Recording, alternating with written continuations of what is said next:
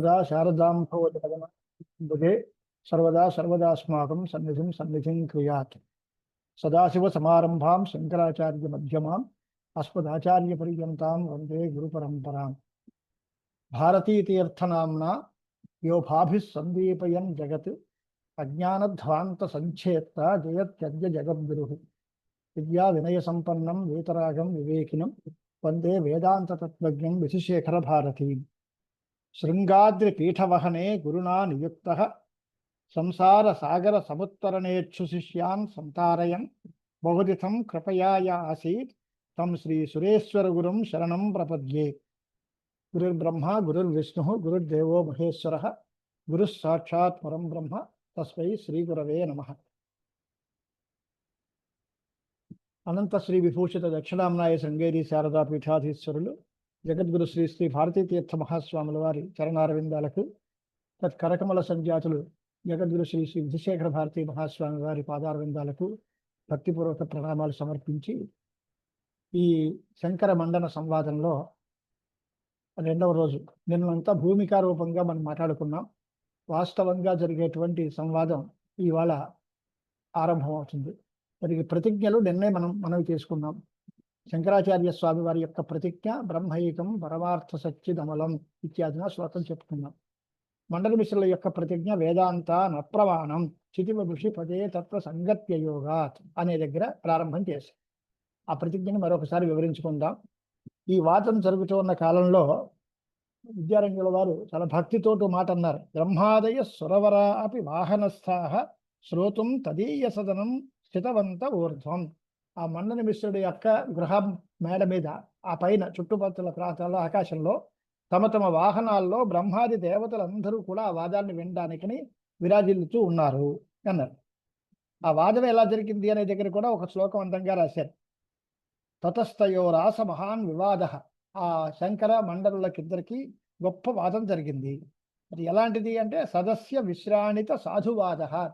సదస్యులైనటువంటి వారందరూ కూడా ఎవరు చెప్పిన మాటైనా వినేసరికి అబ్బా ఎంత బాగా చెప్పారు, భేష్ భేష్ అని సాధువాదాలు చేస్తున్నారట. అందరూ ఆయన చెప్పే యుక్తుల్ని కానీ ఆ నిరూపణ పద్ధతి కానీ చూస్తే చాలా ఆనందించి సభ్యులందరూ కూడా చాలా సంతోషాన్ని వ్యక్తం చేస్తున్నారు.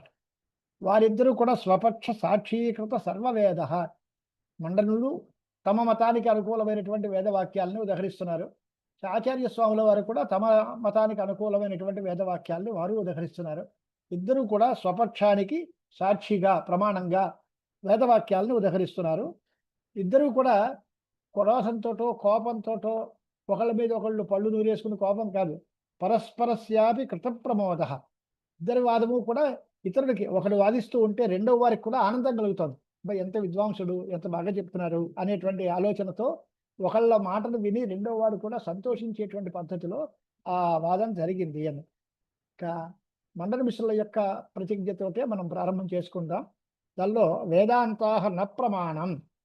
వేదాంతములు అంటే ఉపనిషత్తులు ప్రమాణం కాదు అనేది ఆయన గట్టి పట్టుదల. కర్మల వల్లే మోక్షం వస్తుంది, జ్ఞానం వల్ల కాదు. జ్ఞానాన్ని బోధించేటువంటి ఉపనిషత్తులు ప్రమాణమే కాదు, జ్ఞానకాండ పూర్తిగా అనవసరం అనేటువంటి అభిప్రాయంతో కర్మ నిష్ఠతో పూర్వభాగమందే నైర్భర్యంతో మండలాచార్యుల వారు ఉన్నారు. అంచేత వేదాంతములు ప్రమాణం కాదు అన్నారు. ఎందుకు కాదు అనడానికి యుక్తి కావాలక. అదా ప్రమాణం కాదు ఊరికే నోటంపుట అనేస్తే సరిపోదు.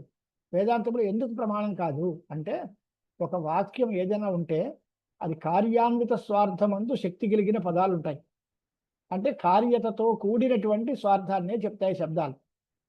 గావానయ అంటే ఆవుని తీసుకురా అంటే తీసుకుని రాబడే ఆవే గోశబ్దానికి అర్థం. అలాగే ఘటమానయ అంటే తీసుకురాబడే ఘటమే ఘట శబ్దానికి అర్థం. ఈ రకంగా ఏదో ఒక కార్యముతో ముడిపడి శబ్దాలు తమ అర్థాన్ని చెబుతాయి. ఈ సిద్ధ బ్రహ్మబోధక వాక్యాలు, పరమాత్మని బోధించేటువంటి వాక్యాలు, చిత్స్వరూపమైనటువంటి ఆ పరమాత్మ యందు వేదాంతములు ప్రమాణం కాదు. ఎందువల్ల అంటే చిద్రూపమైన పరమాత్మ సిద్ధ వస్తువు, అక్కడ కార్యములతో అన్వయమే ఉండదు కనుక ఆ పదాలకి శక్తే లేదు. కనుక కార్యాన్విత స్వార్థమందు శక్తిని చెప్పేటువంటి మీమాంసక మతానుసారంగా సిద్ధ బ్రహ్మ బోధాత్మైనటువంటి వాక్యాలకి ప్రామాణ్యం లేదు అనేటువంటిది వారి అభిప్రాయం. చితివపుషి పదే తత్వ సంగత్యయోగా శక్తి లేదు అని అర్థం. పూర్వోభాగ ప్రమాణం, ఇది మనందరికీ తెలిసిన మాట. వేదంలో ఉండేటువంటి పూర్వభాగము అంటే కర్మకాండ, ఆ కర్మకాండయే ప్రమాణం అవుతుంది. శబ్దానాం కార్యమాత్రం ప్రతి సమధిగతా శక్తి, కార్యమాత్రే శక్తి, కార్యాన్విత స్వార్థే శక్తి అనేది మీమాంసక మతం అని ఒక సిద్ధాంతం చెప్పారు. కర్మభ్యో ముక్తిరిష్ట, కర్మల వల్లే మోక్షం వస్తుంది. ఈ మాటను కొంచెం వివరించాలి అంటే మాధవీ శంకర విజయంలో దీని వివరణం లేదు.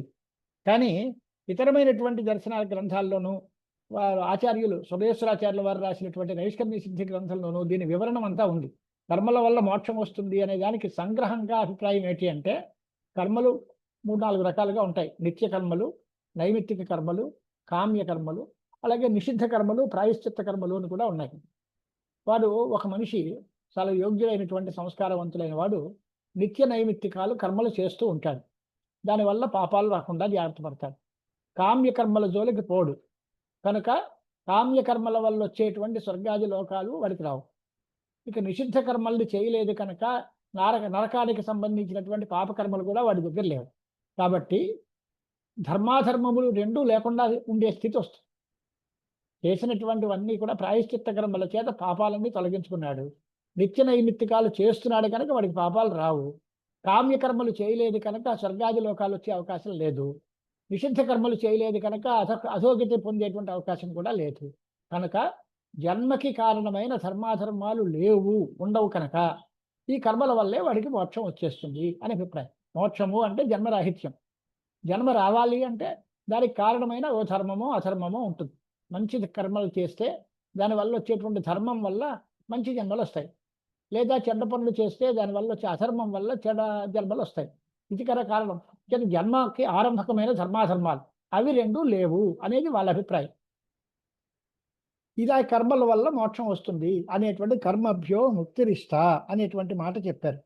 తర్వాత అది ఎంతవరకు ఈ కర్మాచరణం చేయాలి అని అంటే, బ్రహ్మచారి, గృహస్థుడు ఇలాంటివన్నీ ఉన్నాయి కదా. యథ్యాశ్రమం అనేది ఒప్పుకోడు ఆయన. అంచేతనే శంకరాచార్య స్వామి వారి యొక్క నామాల్లో పారివ్రాజ్యాశ్రమోద్ధర్త్రే నమః అని ఒక నామం. పారివ్రాజ్యాశ్రమాన్ని ఈయన ఉద్ధరించారు. సన్యాసము అనేటువంటి దానికి ఆయన చోటు ఇవ్వడు. గృహస్థాశ్రమం లేదా నైష్ఠిక బ్రహ్మచర్యం, ఆ రెండు. అంటే గృహస్థాశ్రమంలో తమ విద్యుక్తమైన కర్మలన్నీ చేస్తూ ఉండాలి. అది తనుభృతాం ఆయుష స్యాత్ సమాప్తే, ఆయుర్దాయం పరిసమాప్తమయ్యే వరకు యావజ్జీవ శృతిచోదిత కర్మలు అంటే యావజ్జీవం అగ్నిహోత్రం జుహయా, అహరహ సంధ్యాముపాసీత, సంధ్యావందనము అగ్నిహోత్రము మొదలైన కర్మలు జీవితం ఉన్నంతకాలం చేయాల్సినవే తప్ప ఏదో కొంతకాలం చేసి మానేస్తాము అనేటువంటి పరిస్థితి కాదు.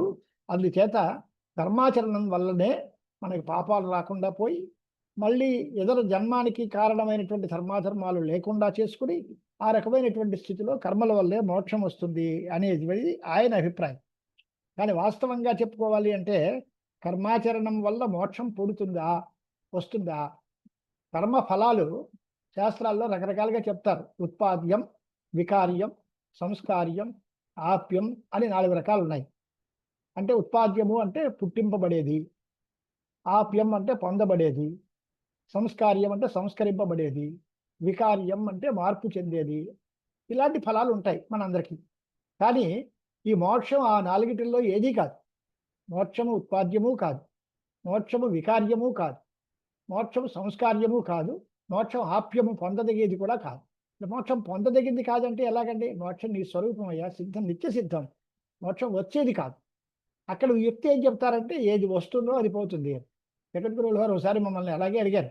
వచ్చేటప్పుడు ఈ ఆలోచన వచ్చిందండి అని మన మిత్రులు ఎవరో అంటే, వెళ్ళేటప్పుడు ఆలోచన పోదని గ్యారంటీ ఏమిటి అని. అంచేత వచ్చేది పోతుంది. యత్ కృతకం తద్ అనిత్యం అనేటువంటి వ్యాప్తి ఉంది కనుక కర్మల వల్ల మోక్షం కనుక వచ్చి ఉంటే అది కర్మల వల్ల వచ్చే మోక్షం అనిత్యం అవుతుంది, అది పోతుంది. కర్మలు అనిత్యాలు కనుక అనిత్యములైన కర్మల వల్ల అనిత్యమైన ఫలమే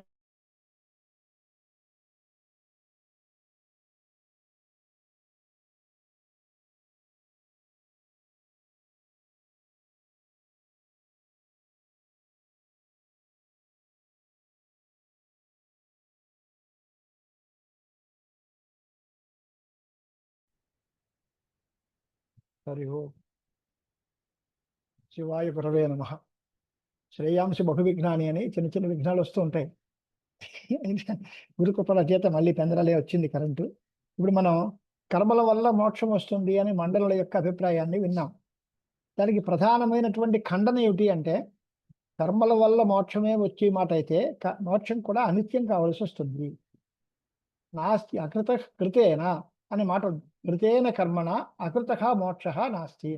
నిత్యమైన మోక్షం కృతమైన కర్మల వల్ల రావడానికి లేదు. కర్మలు అనిత్యాలు, వాటి వల్ల పుట్టేటువంటి ఫలం కూడా అనిత్యమే అవుతుంది. కానీ కర్మల వల్ల మోక్షం పుడుతుంది అంటే అది కూడా పోతుంది, అనిత్యం అవుతుంది. కాబట్టి కర్మల వల్ల మోక్షం రాదు అనేది మన ప్రధానమైన యుక్తి. రెండో యుక్తి ఏంటి అంటే, జ్ఞానం వల్ల మాత్రమే అజ్ఞానం తొలగిపోతుంది. చీకటిని పోగొట్టడానికి వెలుగే కారణం తప్ప మరి ఇతరమైనటువంటి కర్మకోటులు ఎన్ని చేసినా దానివల్ల అజ్ఞానం తొలగదు. అజ్ఞానం పోకపోతే మోక్షం అనేది రానే రాదు. మోక్షం పరంబ్రహ్మని మొత్తం కప్పేసి ఉండి దాన్ని అంతటినీ తిరోహితం చేసి దాన్ని మనకి అందుబాటులో లేకుండా చేసేది అజ్ఞానం. ఈ అజ్ఞానాన్ని తొలగించడం అనేటువంటిది ఎన్ని కర్మలు చేసినా కర్మల వల్ల అజ్ఞానం తొలగడం అనేది సాధ్యం కాదు.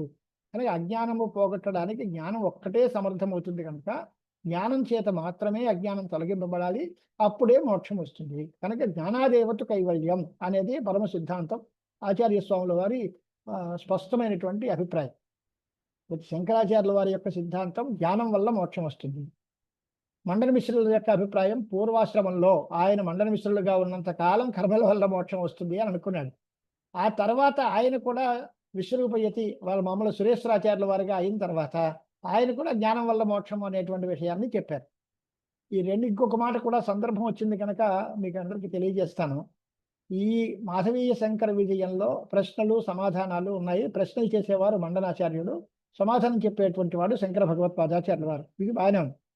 కానీ నైష్కర్మ్య సిద్ధి గ్రంథంలో ఆయనే పూర్వపక్షాలు చేశారు, ఆయనే సిద్ధాంతాలు రాశారు. సురేశ్వరాచార్యుల వారే రాసిన గ్రంథం అది. దానిలో పూర్వపక్షాలన్నీ కూడా మండనుల యొక్క అభిప్రాయంగా, అంటే సురేశ్వరాచార్యుల వారి పూర్వాశ్రమంలో వారి యొక్క అభిప్రాయాలన్నీ పూర్వపక్షాలు. ఆయన శంకరాచార్యుల వారి శిష్యులుగా సురేశ్వరాచార్యుల వారిగా అయిన తర్వాత ఆయన చెప్పే మాటలన్నీ సిద్ధాంతాలు. అంచేత ఇక్కడ ఇద్దరు మనుషులతో వాగం. కానీ ఇదే గ్రంథం నైష్కర్మ్య సిద్ధి గ్రంథాన్ని కనుక మనం తీసుకుంటే పూర్వపక్షము సిద్ధాంతము రెండు ఆయన నోటబట్టే వస్తాయి. ఆయన పూర్వపక్షము అంటే ఆయన ముందు మండల మిశ్రుడుగా ఉన్న కాలంలో ఆయన అభిప్రాయాలన్నీ పూర్వపక్షంగా చూపించారు. తర్వాత శంకరాచార్య స్వామి వారి ఉద్బోధల చేత ఆయన జ్ఞానం పొంది యతీశ్వరులై సురేశ్వరాచార్యులుగా, దక్షిణామనాయ శారదా పీఠానికి పీఠాధిపతులుగా, అద్వైత సామ్రాజ్యాన్ని అంతటినీ స్థాపన చేసినటువంటి మహాపురుషుడుగా ఆయన చేసిన సిద్ధాంత గ్రంథం అంతా అక్కడే ఉంది. అంతే ఇక్కడ మనం వేరే వేరే పూర్వపక్ష సిద్ధాంతాలు ఇద్దరు మనుషుల నోటితో విన్నా ఇదే గ్రంథాన్ని నైష్కర్మ్య సిద్ధి గ్రంథంలో సర్వ వేదాంత సిద్ధాంత సార సంగ్రహంగా పూర్వపక్షాల రూపంలో కర్మల వల్ల మోక్షం వస్తుందని, సిద్ధాంత రూపంలో జ్ఞానం వల్లే మోక్షం వస్తుందనే విషయాన్ని కూడా మనం అక్కడ వినొచ్చు. ఇది ఉన్న వాస్తవమైన స్థితి. ఇప్పుడు ఈ ఇద్దరి మధ్యలోనూ వాదం జరిగేటువంటి వాళ్ళలో అనేక రకాలైనటువంటి విషయాల్లో చాలా ప్రశ్నలు చేశారట మండనులు. అది మాధవీయ శంకర విజయంలో ఆ ప్రశ్నలన్నింటినీ ఉద్ధరించలేదు. అవి చేసిన తర్వాత చాలా కాలం, బహుకాల పర్యంతం వాదం జరిగింది. ఆ తర్వాత యతిక్ష్మాభృత్ ఇతిరాజ తస్య విచక్షణస్య మండలస్య క్షోధం విచారాత్మకం పేషణం క్షమతే సహతే అని వ్యాఖ్యానం రాస్తారు. శ్లోకం ఏది అంటే, తతః యతిక్ష్మాభృత్ అవేక్ష్య దాక్ష్యం క్షోధక్షమం తస్య విచక్షణస్య శిక్షేపతం క్షోభిత సర్వపక్షం విద్వత్సమక్ష అప్రతిభాత కక్షం అనే మాట. ఆయన ఏం చెప్పారంటే, వేదాంత సిద్ధాంతానికి సంబంధించినటువంటి తత్వమస్యాది మహావాక్యాల గురించి ఆయన చెప్పారు. మండనాచార్యుల వారు ఏం చెప్పారంటే, ఈయన అడిగారు, కొన్ని ప్రశ్నలు అడిగారు, దానికి శంకరులు అన్నిటికీ సమాధానం చెప్పేశారు. ఇంకా ఆయన్ని ఏ రకమైనటువంటి విషయంలోనూ కూడా ఆయన ఎదిరించడం సాధ్యం కాదు అనేటువంటి తీర్మానం చేసుకుని మండల మిశ్రుల వారు తర్వాత ఒక గొప్ప ప్రణాళికతో ఆయన చూపించినటువంటి వేదాంత సిద్ధాంతానికి సంబంధించిన తత్వమస్యాది వాక్యాలు ఏవైతే ఉన్నాయో ఆ వాక్యాల మీద విచారణ ప్రారంభిద్దాం, అద్వైత సిద్ధాంతాన్ని భంగపరుద్దాము అనే ఉద్దేశంతో జగాద వేదాంతవచ ప్రసిద్ధం అద్వైత సిద్ధాంతం అపాకరిష్ణు.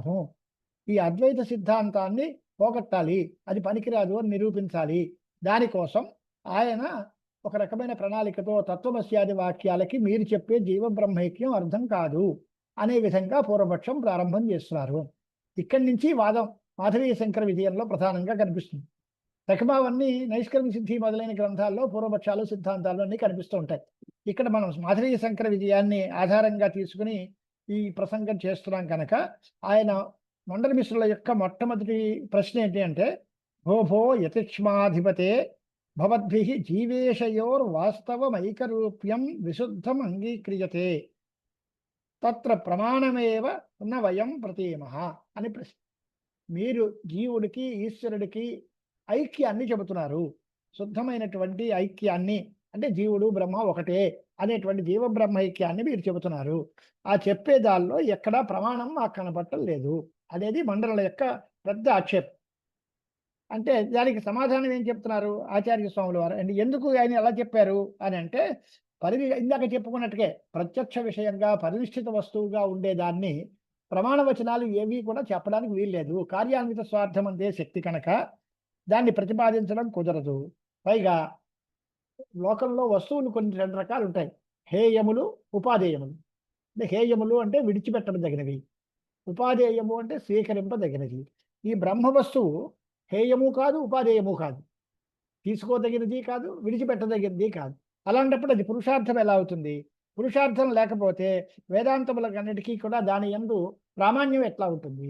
కనుక హేయోపాధేయ రహితమైన బ్రహ్మ వస్తువు పెద్ద పురుషార్థం కాదు కనుక అక్కడ వేదాంత వాక్యాలకి ప్రామాణ్యం లేదు.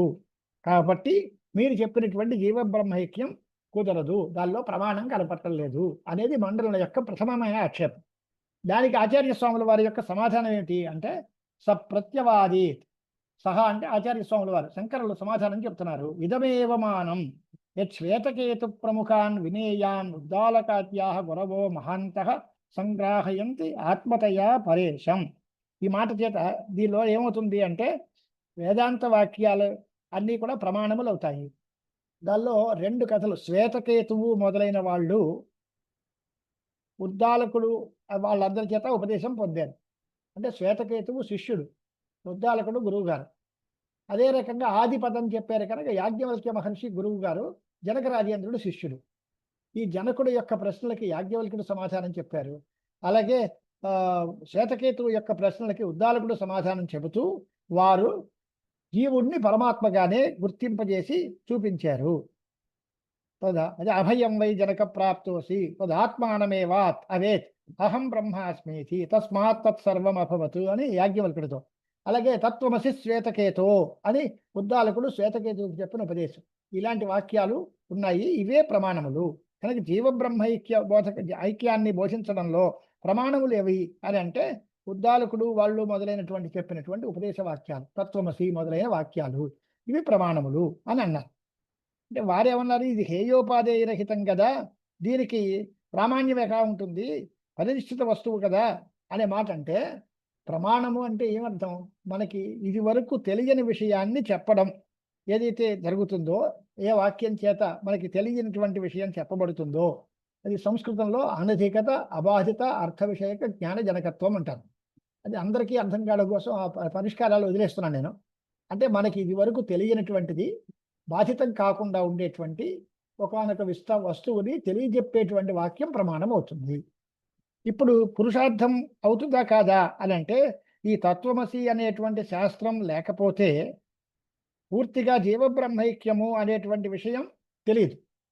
కనుక మరొక రకంగా తెలియకుండా ఉండేటువంటి జీవబ్రహ్మైక్యాన్ని తెలియజేస్తోంది కనుక ఈ వాక్యము అనధికితమైన వస్తువుని తెలియజేస్తోంది కనుక ప్రమాణమే.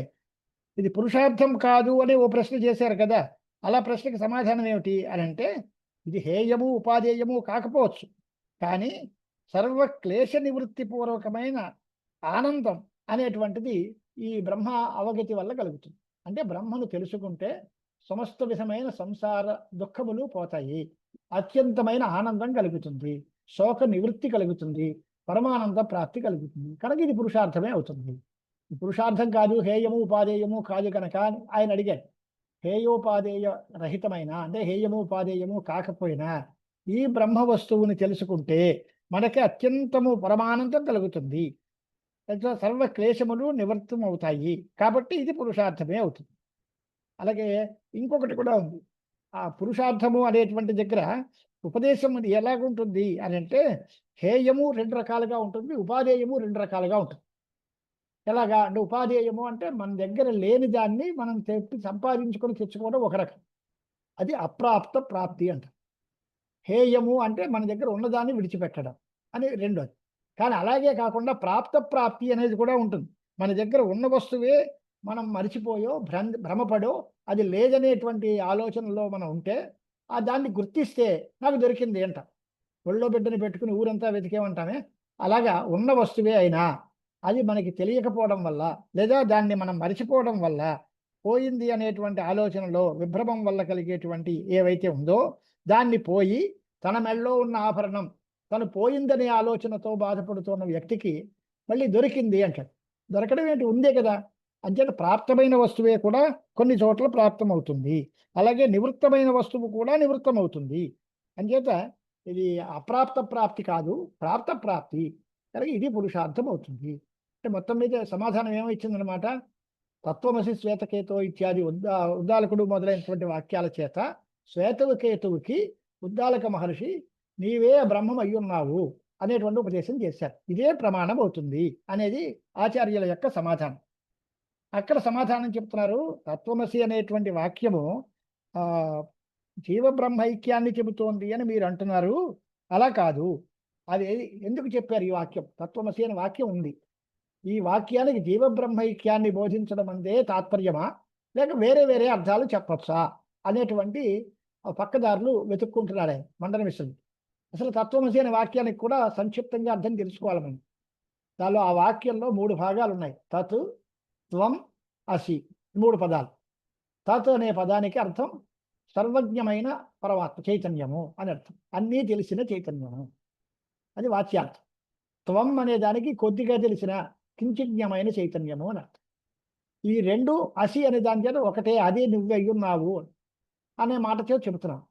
లోకంలో ఉండేటువంటి వాడికి ఏంటంటే వాడే వీడు, సోయం దేవదత్త అని, వాడే వీడు అని. వాడు అంటే ఆ దేశంలో ఆ సమయంలో ఉన్న వ్యక్తి, వీడు అంటే ఈ సమయంలో ఇక్కడ ఉన్న వ్యక్తి. ఈ ఇద్దరు ఒకటెలా అయ్యారు అని అంటే, అప్పుడు అక్కడ అనే అంశాలు అక్కడ వదిలిపెట్టి ఇప్పుడు ఇక్కడ అనే అంశాలు వదిలిపెట్టేస్తే ఆ వ్యక్తి 2 చోట్ల ఒకటే. దీన్ని భాగత్యాగ లక్షణ లేదా జహద్ అజహల్ లక్షణ అనే పేరుతో పిలుస్తారు. ఈ తత్పదానికి కూడా అలాంటి అర్థమే చెప్పుకోవాలి మనం. తత్పదానికి సర్వజ్ఞత్వ విశిష్ట చైతన్యం అర్థం. దానిలో సర్వజ్ఞత్వం అనే అంశాన్ని వదిలిపెట్టేస్తే చైతన్యం అర్థం. త్వం పదానికి కూడా కించిజ్ఞత్వ విశిష్ట చైతన్యం అన్నప్పుడు అది కూడా వదిలిపెట్టి కించిజ్ఞత్వం అనే విశేషణాన్ని వదిలేస్తే చైతన్యమే అర్థం. అంటే చైతన్యం రెండు ఒకటే. కనుక జీవ చైతన్యము పరమాత్మ చైతన్యము రెండు ఒకటే. చైతన్యము అంటే ఒకటే. దానిలో సర్వజ్ఞత్వము కించిజ్ఞత్వము అనే ఉపాధులతో చిన్న చిన్న భేదాలు కనిపిస్తాయి. కానీ అవన్నీ వదిలిపెట్టేస్తే ఐక్యం ఒకటే ఉంది. కనుక భాగత్యాగ లక్షణాన్ని ఆశ్రయించి తత్పదార్థము త్వం పదార్థము రెండు ఒకటే అని చెప్తున్నాం. అంటే లలితా రహస్యనామంలో చితి తత్పద లక్ష్యార్థ అని మాట ఉంది. తత్పద లక్ష్యార్థ, తత్పదానికి వాచ్యార్థం సర్వజ్ఞత్వ విశిష్ట చైతన్యం. వృత్తి చైతన్యము అంటే తత్పదానికి లక్ష్యార్థం. అలాగే త్వం పదానికి కూడా అలాగే అర్థం. అంటే లక్ష్యార్థములను బట్టి సామానాధికరణ్యం, ఒకే ఏకార్థబోధకత్వం ఉంటుంది, కనుక ఐక్యం ఉంటుంది అనేది తత్వమసి వాక్యానికి అర్థం. అది నువ్వు ఒకటే అయ్యున్నావు, అది చైతన్యమే, నీవు చైతన్యమే, కనుక నీకు పరమాత్మకి భేదం లేదు. భేదములు ఎక్కడ చెప్పినా అవన్నీ కల్పితములు. ఐక్యము ఎప్పుడైతే చెప్పారో అది వాస్తవము. ఇది మనం గుర్తుపెట్టుకోవాలి. మన వేదాంతం చదువుకునేటువంటి వాళ్ళకి అందరికీ ప్రధానమైనటువంటి ఆలోచన ఎలా ఉండాలి అంటే, ఐక్యం పారమార్థికం వాస్తవం, భేదం కల్పితం ఔపాధికం. ఉపాధిని బట్టి వచ్చే భేదము. ఘటాకాశము అంటే ఘటంలో ఉండే ఖాళీ ప్రదేశం. ఆ ఘటమనే ఉపాధి ఉంటే దాన్ని ఘటాకాశం అంటాం. ఆ ఉపాధి తొలగిపోతే అది మహాకాశమే అయిపోతుంది. అలాగే ఉపాధులు పోయిన తర్వాత ఉన్న వస్తువు ఏకరూపంగా ఉంటుంది. ఉపాధులతో ఉన్నప్పుడు ఉపాధి పరిచ్ఛిన్నమైన వస్తువులు రకరకాలుగా కనిపిస్తాయి. కనుక అనేకత్వము, ద్వైతము ఇవన్నీ కల్పితములు. వస్తుతః ఐక్యము, అద్వైతము అనేదే సిద్ధాంతంగా ఉంటుంది అనేటువంటి విషయం చెప్తాం. ఆయన అన్నాడు తత్వమసి వాక్యం ప్రమాణం అయితే అవుగాక, కానీ అది ఏం చెప్తుంది అదంటే, వేదాల్లో రకరకాలైనటువంటి కొన్ని మాటలు ఉంటాయి. హుం, ఫట్ మొదలైన వచనాలు. హుం అంట, శౌచాయ హుం అంట, లేదా హుం ఫట్ స్వాహ. ఈ హుం అంటే అర్థం ఏంటి, ఫట్ అంటే అర్థం ఏమిటి అంటే అర్థాలు ఎవరు చెప్పలేరు, అర్థాలు లేవు. మరి ఎందుకు చెప్తున్నారు అది అంటే, అలాంటి వాక్యాలు జపములు ఉపయోగం కోసం వాటిని జపం చేస్తే పాపం పోతుంది కనుక జప్తాని అఘమర్షణాని అని. పాపాలు తొలగించుకోవడం కోసం జపానికి ఉపయోగపడేటువంటి పదాలవి. అలాగే ఈ తత్వమసి కూడా అలాంటిదే అవుతుంది అని మండల యొక్క ఆక్షేపం. వేదావసానేషు హి తత్వమాది వచాంసి జప్తాని అఘమర్షణాని హుం ఫట్ ముఖానీవ వచాంసి యోగిన్ న ఏషాం వివక్ష అస్తి కుహస్విదర్థే. దీనికి ఏ రకమైన అర్థం చెప్పడం అంత తాత్పర్యం లేదు. ఇది కేవలం జపోపయోగులు హుం ఫటు మొదలైన శబ్దాలు లాంటివే అనేది మండల యొక్క ఆశంక. దానికి సమాధానం ఆచార్యులు ఏం చెప్తున్నారు అంటే, నిజమేనయ్యా, ఆ పదానికి ఏదీ అర్థం లేకపోతే అది పూర్తిగా నిరర్థకము వ్యర్థము అని చెప్పడం బాగులేదు కనుక అది జపానికి ఉపయోగపడుతుంది, దానివల్ల ఏదో పుణ్యం వస్తుంది అని చెప్పుకోవచ్చు. కానీ వీటికి అర్థం తెలుస్తూ ఉండగా, అర్థ ప్రతీతి ఉండగా కేవలం ఇది జపోపయోగి అంటాం ఎంతవరకు సమంజసం? దీనికి కనిపించే ప్రయోజనం దొరుకుతోంది, అర్థాన్ని చెప్పే శక్తి ఉంది, ఆ పదాన్ని చేత చెప్పబడే అర్థాలు ఉన్నాయి. అలాంటప్పుడు దీనికి అర్థాలు ఏమీ లేవండి, ఇది జపానికి మాత్రం ఉపయోగపడుతుంది అని కొట్టుపారేయడం ఎంతవరకు సమంజసం అని ఆచార్య స్వాముల వారి యొక్క సమాధానం. అర్థ అప్రతీతౌ కిల హంఫడాజేర్ జపోపయోగిత్వం అపాని విజ్ఞై అర్థ ప్రతీతౌ స్ఫుటమత్ర సత్యాం కథం భవేత్ ప్రాజ్ఞ జపార్థతైవ. అంటే ఈ శబ్దాలకి తత్వం అంటే తత్పదానికి త్వం పదానికి అర్థము తెలియబడుతూ ఉండగా స్పష్టమైన అర్థం చెప్పడానికి వీలుగా ఉన్నప్పుడు ఇది కేవలం జపానికి మాత్రమే ఉపయోగపడుతుంది, వీటికి అర్థాలేమీ లేవు, అర్థం అంత తాత్పర్యం లేదు అది చెప్పడం అంత సరికాదు అని అర్థం. అంటే సమాధానం ఏం చెప్తున్నారు అంటే, ఇంకొక మళ్ళీ ప్రశ్న, ఈసారి ఇది మానేసాం పోనీ అంటే మండలాచార్యుల వారు మరొక దారి తొక్కి మరొక ప్రశ్న చేశారు. ఆపాతత తత్వమసి ఇతి వాక్యాద్యతీశ జీవేశ్వరయోరభేద ప్రతీయతే అథాపి మఖాది కర్తృప్రశంసయా స్యాద్ విధిశేష ఏవ అనేటువంటి మాట. అంటే జీవేశ్వరులకి అభేదము అనేటువంటిది ఆ వాక్యం వల్ల పైకి కనిపిస్తోంది, కానీ ఆ వాక్యం అభేదం చెప్పడానికి కాదు. లోకంలో కొన్ని ఉదాహరణలు ఉంటాయి మనకి. ఎవడో పురోహితుడు ఉన్నాడు, 4 డబ్బులు బాగా సంపాదించుకున్నాడు. సంపాదించుకున్న తర్వాత సంపదాధిక్యే పురోహితోయం రాజా సంవృత్త అనే మాట ఉంది. బాగా ఐశ్వర్యం సంపాదించిన తర్వాత ఈ పురోహితుడు వాడికేమండి వాడు మహారాజు అంటాడు. వీడు నిజంగా మహారాజు అయిపోయాడా? ఇప్పుడు బ్రాహ్మణుడుగానే ఉన్నాడు, పురోహితుడిగానే ఉన్నాడు, అతను 4 డబ్బులు కూడబెట్టుకున్నాడు కనుక వాడికేమండి రాజు అంటున్నాం. అంటే వాడు రాజు అని చెప్పడంలో తాత్పర్యం కాదు, దాన్ని ప్రశంస చేసి వాడు ఐశ్వర్యవంతుడయ్యాడు, వాడిని కాస్త పొగడాలి అనే ఉద్దేశంతో చెప్పే మాట. అలాగే ఈ తత్వమసి వాక్యం కూడా యజ్ఞాలు చేసే యజమానిని బ్రహ్మ లాంటివాడు అని స్తుతి చేయడానికి వచ్చినటువంటి వాక్యం ఇది. ఇది అభేదం, దీని అర్థం కానే కాదు, ఇది విధిశేషము. ఏమిటంటే పూర్వకాండంలో యజమాని చేయాల్సిన యజ్ఞాలన్నీ చెప్పారు. ఆ యజ్ఞాలన్నింటినీ చక్కగా చేసినటువంటి యజమాని దీనివల్ల ఏమవుతుంది అని అంటే, ఆ యజమానికి మంచి ప్రశస్తిని దాన్ని స్తోత్రం చేయడం అనేది కుదురుతుంది. మఖాది కర్తృప్రశంసయా, మఖము అంటే యజ్ఞం, యజ్ఞాదులు మొదలైనటువంటి పనులు చేసేటువంటి యజమానుల్ని ప్రశంస చేయడం కోసం ఇది విధిశేషము. విధిశేషము అంటే విధి వాక్యాలు అంటే యజ్ఞం చేయాలి, ఇదేత స్వర్గకామ అనేది విధి. దానికి శేషంగా అంటే ఉదాహరణగా మీమాంసంలో చెప్తూ ఉంటారు, వాయవ్యజ్ఞ శ్వేతమాల భేతభూతి కామ అని ఒక యాగం, వాయుదేవతాకమైన శ్వేతద్రవ్య యాగం చేయాలి అని. దానికి పక్కన దాని ప్రశంస కోసం మనం అనుకునే అడ్వర్టైజ్మెంట్స్ అంటామే, అది వాయుర్వై క్షేపిస్థా దేవత వాయుదేవ స్వేన భాగతే యనోపధావతి స ఏవై నంభూతం గమయతి అనే మాటలు ప్రశంసార్థకాలం కనిపిస్తాయి. అదంటే వాయువు చాలా శీఘ్రంగా గమనం చేసేటువంటి దేవత కనుక ఆ వాయుదేవతాకమైన యాగం చేసినట్లయితే వీడికి కూడా ఎక్కువ ప్రయత్నం అక్కర్లేకుండా అతి శీఘ్రంగా ఫలితాలు వస్తాయి. అంచేత అలాంటి వాయుదేవతాక యాగం ప్రశస్తము అని చెప్పడం కోసం కొన్ని అర్థవాద వాక్యాలు కనిపిస్తాయి. అవి వాటికి ప్రత్యేకమైన తాత్పర్యం ఉందా అంటే లేదు, ఈ విధికి శేషములు, దీనికే అంగభూతములుగా దీన్ని ప్రశంస చేయడం కోసం వచ్చిన వాక్యాలు. అలాగే యజేత స్వర్గకామ అని పూర్వకాండంలో చెప్పినటువంటి ఏ యజ్ఞాది విధులు అయితే ఉన్నాయో ఆ విధుల్ని ప్రశంస చేస్తూ, అంటే విధిని ప్రశంస కాదు, ఆ విధింపబడిన యజ్ఞాన్ని చేసే మనిషిని ప్రశంస చేస్తూ ఈ తత్వమస్యాది వాక్యములు కూడా దానికి ప్రశంసార్థకంగా విధిశేషములే అవుతాయి అనేటువంటి మాట చెప్తాం. దానికి కూడా మీమాంసలో మర్యాద ఉంది. ఆమ్నాయస్య క్రియార్థత్వాద్ అనర్థక్య మతదర్థానాం అనేటువంటిది మొదటి సూత్రం. క్రియార్థకమే వేదములు, క్రియ ప్రయోజనంగా గలవి. విధినాత్వేకవాక్యత్వాత్ స్యు శృత్యర్థేన విధీనాం స్యు అనేటువంటిది అర్థవాదములకు చెప్పేటువంటి అభిప్రాయం ఉంది. అంచేత విధినాతు ఏకవాక్యత్వాత్, ఆ విధితో ఇది కలిసి అర్థాన్ని చెబుతుంది. విధింపబడిన వస్తువుని ప్రశంస చేయడం, ఆ వస్తువుని ఆచరించినటువంటి వాళ్ళ యొక్క ప్రశంస, ఇలాంటివన్నీ చేస్తున్నారు కనుక ఇది కేవలం విధేయక వాక్యత కోసం చేసేటువంటి ప్రశంసార్థవాదమే తప్ప పూర్తిగా ఏదీ కాదు. అంచేత దీనికి ఐక్యం చెప్పడం ముందు తాత్పర్యం లేదు అనేది మండలం యొక్క మడి పూర్వపక్షం. దానికి సమాధానం ఆచార్య స్వాముల వారు ఏం చెప్పారంటే, మీరు మామూలుగానే చెప్పారు, బాగానే ఉంది, కానీ వేదాంతములన్నిటికీ కార్యపరత్వం చెప్పాలి అనేటువంటి మాట చెప్పారు. కానీ ఇది విధిశేషము అని ఎలా అంటారు, ఎప్పుడు అంటారు అని అంటే, ఆ విధి కాండలో అంటే కర్మకాండలో పూర్వభాగంలో ఏ వాక్యాలు అయితే కనిపిస్తూ ఉంటాయో దానికి ప్రశంసగా వచ్చినటువంటి వాక్యాలు కూడా అక్కడే ఉండాలి. అప్పుడు ఉంటే ఈ వాక్యాలు దాని ప్రశంసకు వచ్చాయి అని అంటారు. అంటే అలా కాకుండా ఈ కర్మకాండలోనేమో విధులు ఉన్నాయి, దాన్ని చేసేటువంటి మనుషులందరూ ఆ పూర్వభాగంలో చెప్పిన పనులు చేస్తున్నారు. ఇప్పుడు మనం చెప్పే తత్వమసి అనే వాక్యం జ్ఞానకాండలో ఉంది. కాండాంతర్గతమైన జ్ఞానకాండలో ఉండేటువంటి వాక్యము పూర్వకాండలో ఉండే యజ్ఞాన్ని చేసేటువంటి యజమానిని ప్రశంస చేస్తోంది అంటాం ఎంతవరకు సమంజసం? అది పనికిరాదు. రెండు వేరు కాండలు.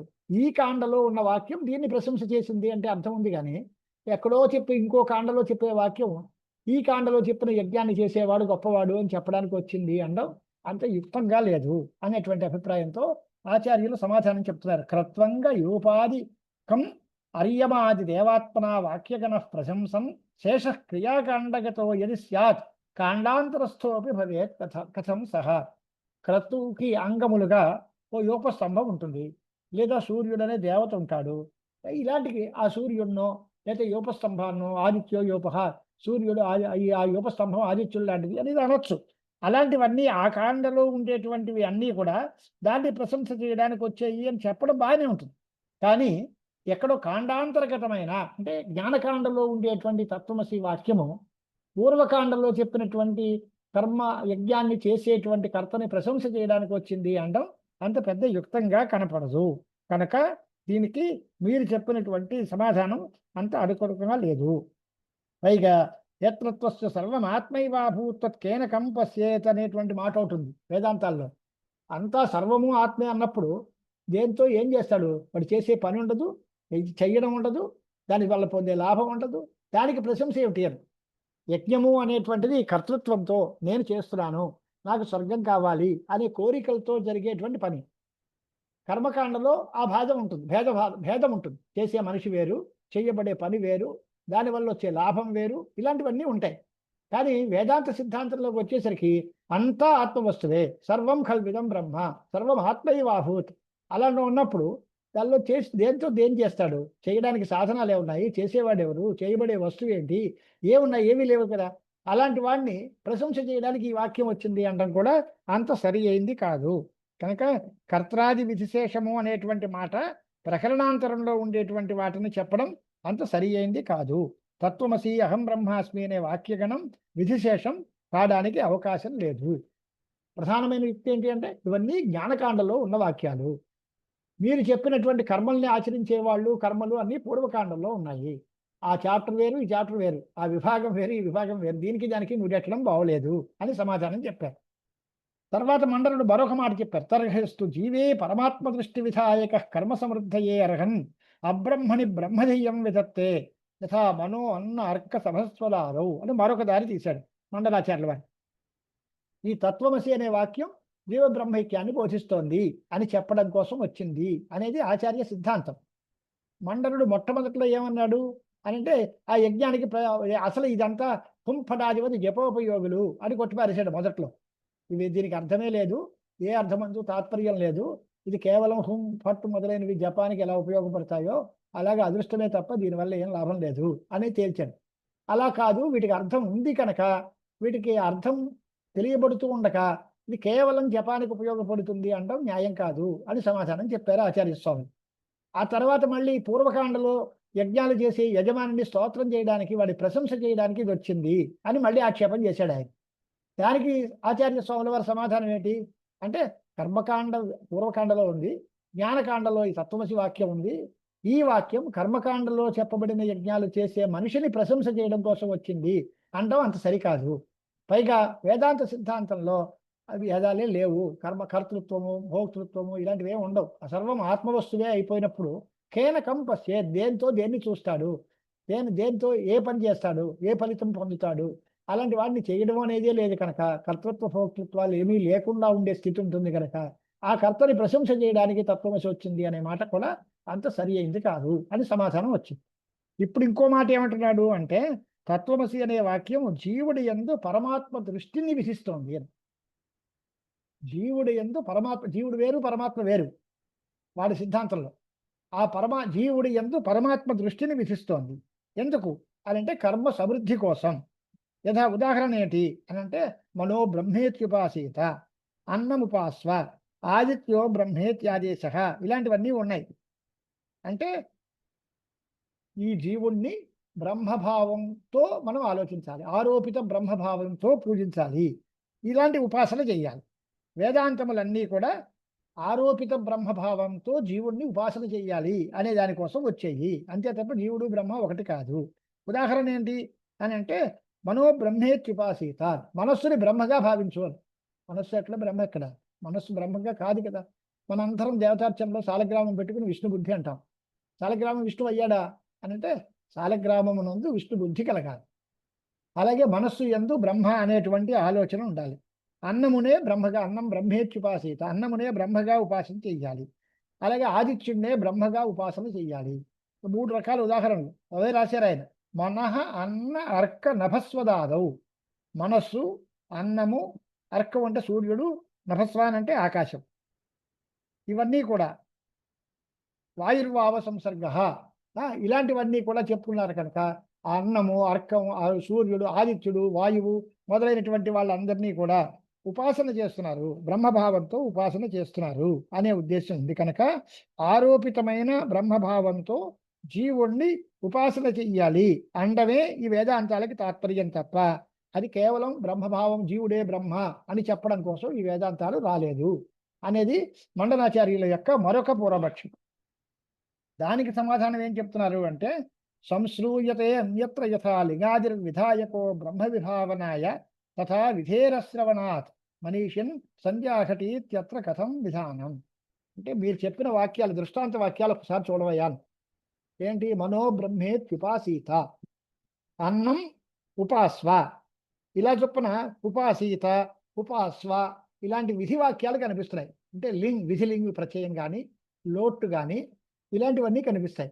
అక్కడ విధాయకమైనటువంటి ప్రత్యయాలు కనిపించాయి కనుక అన్నమును బ్రహ్మగా ఉపాసించు, మనస్సుని బ్రహ్మగా ఉపాసించు అనేటువంటి మాటలు చెప్పచ్చు. విధాయకమైనటువంటి లింగ్, లేట్, లోటు, తవ్య ప్రత్యయాదులు కనిపిస్తున్నాయి కనుక. ఈ తత్వమసి దగ్గర అలాంటిదేం లేదే, విధి ప్రత్యయాలు ఏమీ లేవు, విధాయక ప్రత్యయాలు ఏమీ లేవు కనుక ఉపాసనని ఎలా విధిస్తారు? అంచేత తత్వమసి అనే వాక్యం దగ్గర ఉపాసనకి విధించడం కుదరదు, విధాయక ప్రత్యయాలు ఏమీ లేవు కనుక.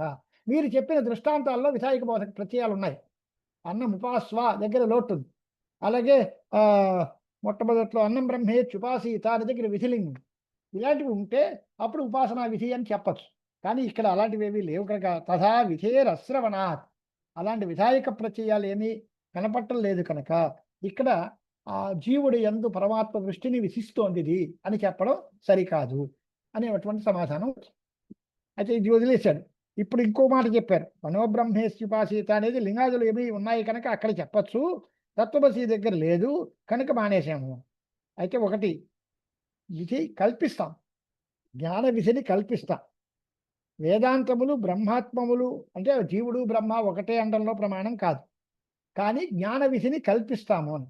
ఎలాగా? దానికి ఒక మీమాంస దృష్టాంతాన్ని చూపిస్తున్నారు ఆయన, పెద్ద మీమాంసకుడు కదా. ప్రతిష్టాఫల దర్శనేన విధిర్యతీనాం వర రాత్రి సత్రే ప్రకల్ప్యతే తద్వదిహాపి ముక్తిఫలశ్రుతే కల్పయుతుం సయుక్తః ఏతారాత్రి రూపయంతి అని ప్రతిష్టంతి హవాయవే ఏతారాత్రి రూపయంతి అనేటువంటిది వేద మీమాంసల్లో ఒక మాట ఉంది. అక్కడ రాత్రి శబ్దం చేత ఆయుర్జ్యోతిరిత్యాది వాక్య విహితములైన సోమయాగ విశేషాలు గ్రహింపబడతాయి. వాటిని ఎవరైతే చక్కగా చేస్తారో అక్కడ ప్రతిష్ఠితిష్టంతి అనే దగ్గర ప్రతిష్టాసంతి అని చెప్పాలి. అంటే ఎవరు ప్రతిష్ఠని పొందాలనుకుంటూ ఉంటారో తయేతా రాత్రి రూపయంతి దగ్గర కూడా రాత్రి ఉపేయు అని వాక్య విపరిణామం చెప్పి విధి కల్పించాలి. రాత్రి సత్రన్యాయము అంటారు దీన్ని. ఇది మీమాంసా సంప్రదాయంలో ఉంది. అక్కడ ఉన్నది విధి లేదు. ప్రతిష్టంతి దగ్గర లట్టు ఉంది, ఉపయంతి దగ్గర కూడా లట్టే ఉంది. కానీ దానికి విధి విపరిణామం చేసి విధిని కల్పించి ప్రతిష్టంతి దగ్గర ప్రతిష్టాసంతి అని చెప్పి, అలాగే రాత్రి రూపయంతి దగ్గర రాత్రి ఉపేయు అని విధి బోధక ప్రత్యయంతో పరిణామం చేయాలి. విధిని కల్పిస్తాము. అలాగా ఆ విధిని కల్పించి రాత్రి సత్రన్యాయంలో ప్రతిష్ట అనేటువంటిది ఎలా అయితే ఫలంగా చెప్తారో ఆ రకంగానే ఇక్కడ కూడా పూర్తిగా విధిని కల్పిస్తాము. ఎలాగ ఉదాహరణ అంటే దానికంటే ఇప్పుడు మామూలుగా ఆత్మవారే ద్రష్టవ్య శ్రోతవ్యో మంతవ్యో నిధిధ్యాసితవ్య అని ఒక మాట బృహదారణ్యంలో కనిపిస్తుంది. మైత్రేయి బ్రాహ్మణంలో యాజ్ఞవల్క్య మహర్షి మైత్రేయికి చెప్పిన ఉపదేశంలో ఆత్మవారే ద్రష్టవ్య అనే మాట ఉంది. అలాగే ఆత్మేత్యే ఉపాసీత, ఆత్మానమేవ లోకముపాసీత ఇలాంటి వాక్యాల్లో కూడా మనకి ఉపాసన కనిపిస్తోంది. అలాంటప్పుడు ఈ ఆత్మ అంటే ఏమిటి, బ్రహ్మ అంటే ఏమిటి అనేటువంటి ఆకాంక్షలో ఆ బ్రహ్మ స్వరూపాన్ని చెప్పడం కోసం కొన్ని వాక్యాలు కనిపిస్తూ ఉంటాయి మన వేదాంతాల్లో. నిత్యము, సర్వజ్ఞము, సర్వశక్తిమంతము, నిత్యశుద్ధ ముక్తముక్త స్వభావము, విజ్ఞాన స్వరూపము, ఆనంద స్వరూపము అయినటువంటి ఆత్మ అనేటువంటి వాక్యాలన్నీ కనిపిస్తూ ఉంటాయి. అక్కడ విద్యను ప్రవేశం లేదు, కానీ అక్కడ విధిని కల్పిస్తాం. పూర్తిగా అలా కాకపోయే మాట అయితే దీనికి శాస్త్రత్వమే లేకపోవలసి వస్తుంది, విధి లేకపోవలసి వస్తుంది. కనుక అంచేత పూర్తిగా ఇక్కడ వేదాంతములకు కూడా ప్రవృత్తి నివృత్తి బోధకత్వం చెప్పడం కోసం దీనిలో కూడా విధిని కల్పిస్తాము. రాత్రి సత్రన్యాయంతో విధిని కల్పించడానికి అవకాశం ఉంది. అంటే ఉపాసీత అనే విధి లేకపోయినా జీవుడి యందు బ్రహ్మ దృష్టితో ఉపాసనని విధిస్తాము అనేది పూర్వపక్ష సారం. జీవే బ్రహ్మదృష్టి విధాయక. జీవుడి యందు బ్రహ్మదృష్టి విధాయకంగా ఈ తత్వమసి వాక్యం కనిపిస్తుంది. బ్రహ్మదృష్టి విధాయకం అంటే విధానం లేదు కదా, విధానం కల్పిస్తామండి. దానికి ఉదాహరణలు ఎక్కడ ఉన్నాయి? వేదాల్లో ఉన్నాయి కదా. ప్రతిష్టంతి హవాయే ఏతారాత్రి ఉపయంతి ఇలాదుల్లో ఉన్నప్పుడు అలాగే ఇక్కడ కల్పిస్తాము అని. ఏమని కల్పిస్తారయ్యా మీరు అంటే బ్రహ్మవేద బ్రహ్మైవ భవతి అని. బ్రహ్మని తెలుసుకున్నవాడు బ్రహ్మమే అవుతాడు అని మామూలుగా సిద్ధబోధకంగా కనిపిస్తుంది. బ్రహ్మవేత్త బ్రహ్మే అవుతాడు. కానీ అలా కాదు. దానికి కల్పన ఏం చెప్తాం? బ్రహ్మ బుభూషుకు బ్రహ్మవేదనం కుర్యాత్. బ్రహ్మను తెలుసుకోవాలి అనేటువంటి వాడు, లేదా బ్రహ్మభావనం అంటే నేను బ్రహ్మ అవ్వాలి అనుకునేవాడు బ్రహ్మను తెలుసుకోవాలి అని విధి కల్పిస్తాం. విధి లేకపోయినా రాత్రి రూపయంతి దగ్గర ఉపేయు అని ఎలా అన్నారో అలాగే ఇక్కడ కూడా నేను బ్రహ్మమునే అయ్యాలి అనుకుంటే వాడు బ్రహ్మను తెలుసుకోవాలి. తెలుసుకుంటే బ్రహ్మ అవుతాడు అనే మాట ఉంది.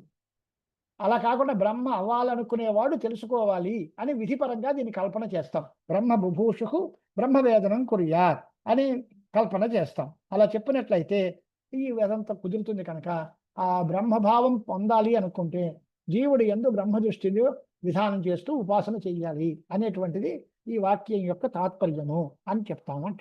అలా చెప్తా అది పనికిరాదు. ఎలాగా అంటే ఉపాసన అనేటువంటిది కూడా పూర్తిగా భగవంతుడు ఏం చెప్తున్నారు అంటే ఉపాసన అనేటువంటిది కర్తవ్య విధిశేషంగా ఆత్మోపదేశం చేస్తున్నారు అన్నారు. అలా కాకుండా ఉపాసన అనేది స్వర్గాదుల వల్లే మోక్షం కూడా అనిత్య ఫలమై సాతిశయం అవుతుంది. కనుక అది మనకి ఇష్టం లేదు. జ్ఞానం చేత పొందబడేటువంటి మోక్షం నిత్యం. ఈ ఉపాసన కర్తుం అకర్తుం అన్యథావా కర్తుమర్హ మనసః క్రియ ఇవ మాభూతితం తత్వమసీతి వాక్యం ఉపాసనా పర్యవసాయి కామం అనే మాట ఇంకో మాట రక్షణ చేస్తారు. అంటే ఏమైంది? మోక్షము ఉపాస్తి అంటే ఉపాసన అనే క్రియాఫలమే అయినట్లయితే మళ్ళీ ఇదివరకుట్లాగే సమాధానం. ఉపాసనా ఫలము అంటే ఉపాసన అనేది ఒక క్రియ. క్రియ వల్ల కలిగే ఫలం అనిత్యం అవుతుంది. అంటే మోక్షం కూడా అనిత్యం కావలసి వస్తుంది అని ఆచార్యుల వారి ఖండనం.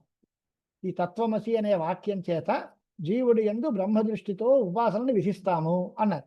ఉపాసనను విధించడం అంటే ఉపాసన అంటే ఏమిటి అంటే ఉపాసన అనే దానికి అర్థం చేయడం కానీ చేయకపోవడం కానీ మరో రకంగా చేయడానికి కానీ వీలైనటువంటి మనస్సు యొక్క క్రియ అని రాశారు. ఉపాసన కర్తుం అకర్తుం అన్యథా కర్తుమర్హ అన్యథావా కర్తుమర్హ మనసః క్రియ ఇవ. మనస్సు యొక్క క్రియే ఉపాసన. అది ఒకప్పుడు చెయ్యొచ్చు, లేదా మానస్సు, లేదా మరో రకంగా చేయొచ్చు. అది అనేక రకాలుగా చేయడానికి వీలైనటువంటి ఒక క్రియ ఉపాసన. ఇప్పుడు మీరు ఉపాసనని విధిస్తే, ఉపాసన వల్ల మోక్షం వస్తుంది అనాలి. అప్పుడు క్రియ వల్ల మోక్షం వస్తుంది అనాలి. క్రియ వల్ల వచ్చే మోక్షం అనిత్యం అవుతుంది కానీ నిత్యం కాదు. కనుక మోక్షం అనిత్యము అనేటువంటి దోషం ఈ పక్షంలో కూడా మిగిలిపోతుంది. కనుక ఈ వాదన కూడా తప్పు. అంటే పోన్లేండి, ఈ తత్వమసి అనే వాక్యం మరొక ప్రశ్న ఆయన చేస్తున్నాడు. అంటే అలా కాకుండా ఉపాసనా పర్యవసాయి కాకపోవచ్చు, మానేద్దాం. కింత్వస్య జీవస్య పరేణ సామ్య ప్రత్యాయకం సత్తమ బోభవీతు అనేటువంటి మాట. ఈ జీవుడు బ్రహ్మము ఒకటే. జీవుడు బ్రహ్మ లాంటివాడు. ఒకటే అనే మాట వద్దు. జీవుడు బ్రహ్మతో సమానుడు, బ్రహ్మ లాంటివాడు అని చెప్తాం. జీవుడు బ్రహ్మ ఒకేలాగా ఉన్నారు. జీవుడికి పరమేశ్వరుడితో సాదృశ్యాన్ని చెబుతోంది అనేటువంటి ఒక ప్రశ్న చేశారు. అది అది ఎలా చెప్పారు, ఎందుకు చెప్పారు అంటే దానికి కూడా ప్రతిదానికి ప్రమాణం కావాలిగా. జీవుడికి బ్రహ్మతో సాదృశ్యాన్ని చెప్తాము తత్వమసి వాక్యం చేత అనే దానికి మండల మిశ్రులకి ప్రమాణం ఏమిటి అని అంటే, విద్వాన్ పుణ్యపాపే విధూయ నిరంజన పరమం సామ్యముపైతి అని ఉంది. ఈ విద్వాంసుడు తెలుసుకున్నటువంటి వాడు పుణ్యపాపాలు తొలగించుకుని నిరంజనుడై పరమం సామ్యం అంటే ముండకోపనిషత్తులో ఉండేటువంటి వాక్యం చోట జీవుడికి బ్రహ్మతో సాదృశ్యం చెప్తున్నాము అని ఉంది. కనుక అలాగా ఈ జీవుడికి బ్రహ్మకి సాదృశ్యాన్ని చెప్పే వాక్యం తత్వమసి వాక్యం. అంతేగాని ఇది జీవుడు బ్రహ్మ ఒకటే అని చెప్పడానికి పుట్టలేదు అనేది మండల యొక్క మళ్ళీ పూర్వపక్షం. కింత్వస్య జీవస్య పరేణ సామ్య ప్రత్యాయకం సత్తమ బోభవీతు.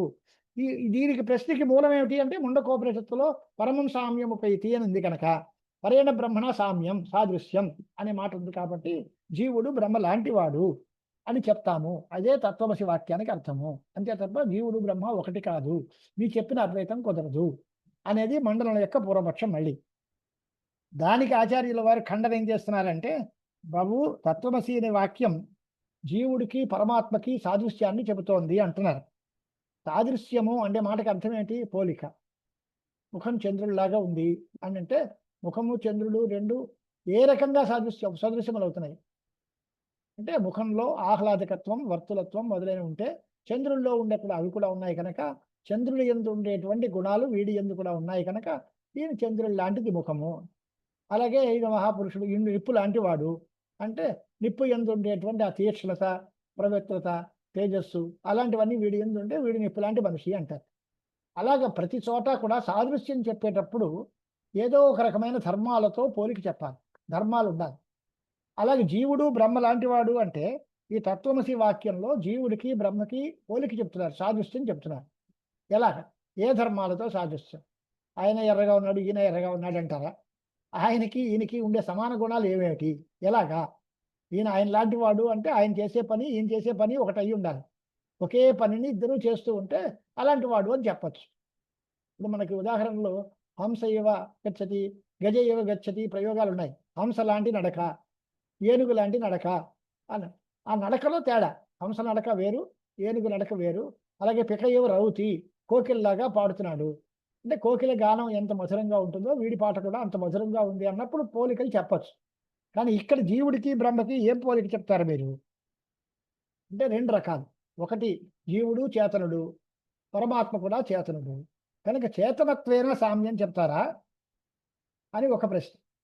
ఇక్కడ సిద్ధాంతాల్లో శాస్త్రీయ మర్యాదలు ఎలా ఉంటాయంటే, ఎదరవాడు ఏదైనా ఒక పూర్వపక్షం చేస్తే దానిని రెండు రకాల వికల్పాలు చేసి, వికల్పంలో మొదటిది కాదు రెండోది కాదని వికల్ప్య ఖండనం అనేటువంటిది శాస్త్ర మర్యాద. శాస్త్రార్థాల్లో ఒకసారి డైరెక్ట్గా నువ్వు చెప్పిన తప్పు అనేకం కాకుండా నువ్వు చెప్పిన దానికి ఈ అర్థమా ఇంకో అర్థమా రెండు రకాలుగా అవకాశం ఉంది. ఏమంటావు? మొదటిదా రెండోదా? మొదటిది తప్పు రెండోది తప్పు అంటే మొత్తం నువ్వు చెప్పిన తప్పు అని తేలుతుంది. అలాగే జీవుడు బ్రహ్మ లాంటి వాడు అంటే జీవుడు చేతనుడు, బ్రహ్మము చేతనమే. కనుక చేతనత్వేనా సామ్యం చెప్తారా? లేక సర్వజ్ఞ సర్వాత్మముఖైర్గుణైర్వా, సర్వజ్ఞత్వం, సర్వాత్మత్వం మొదలైన గుణాలు బ్రహ్మయందు ఉన్నాయి. అలాంటి గుణములతో జీవుడికి సాదృశ్యం చెప్తారా?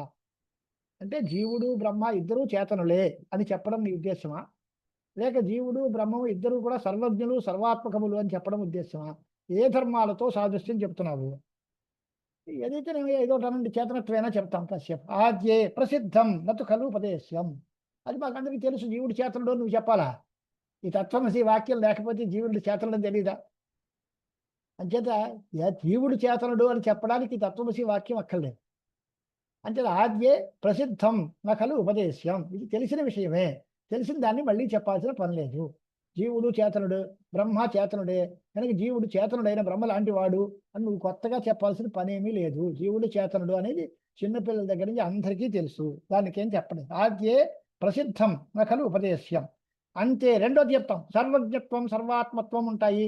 ఆ ధర్మాలతో జీవుడు బ్రహ్మ లాంటివాడు. అప్పుడు బ్రహ్మ లాంటివాడు ఎందుకు? బ్రహ్మే. సర్వజ్ఞత్వము సర్వాత్మత్వము ఈయన యందు ఉంటే బ్రహ్మ యందు అవే ఉన్నాయి, జీవుడు యందు అవే ఉన్నాయి అంటే లాంటివాడు ఎందుకు? తేడా ఉంటే కదా లాంటివాడు అంటాం. ఆయనే జీవుడు బ్రహ్మే అనొచ్చుగా. జీవుడు సర్వజ్ఞుడే, జీవుడు సర్వాత్మకుడే, బ్రహ్మము సర్వజ్ఞమే సర్వాత్మకమే అన్నప్పుడు సర్వజ్ఞత్వము సర్వాత్మత్వము గల వస్తువు ఒకటే తప్ప రెండు వస్తువులు ఒకలాంటివి అని ఎందుకు రాలేదు?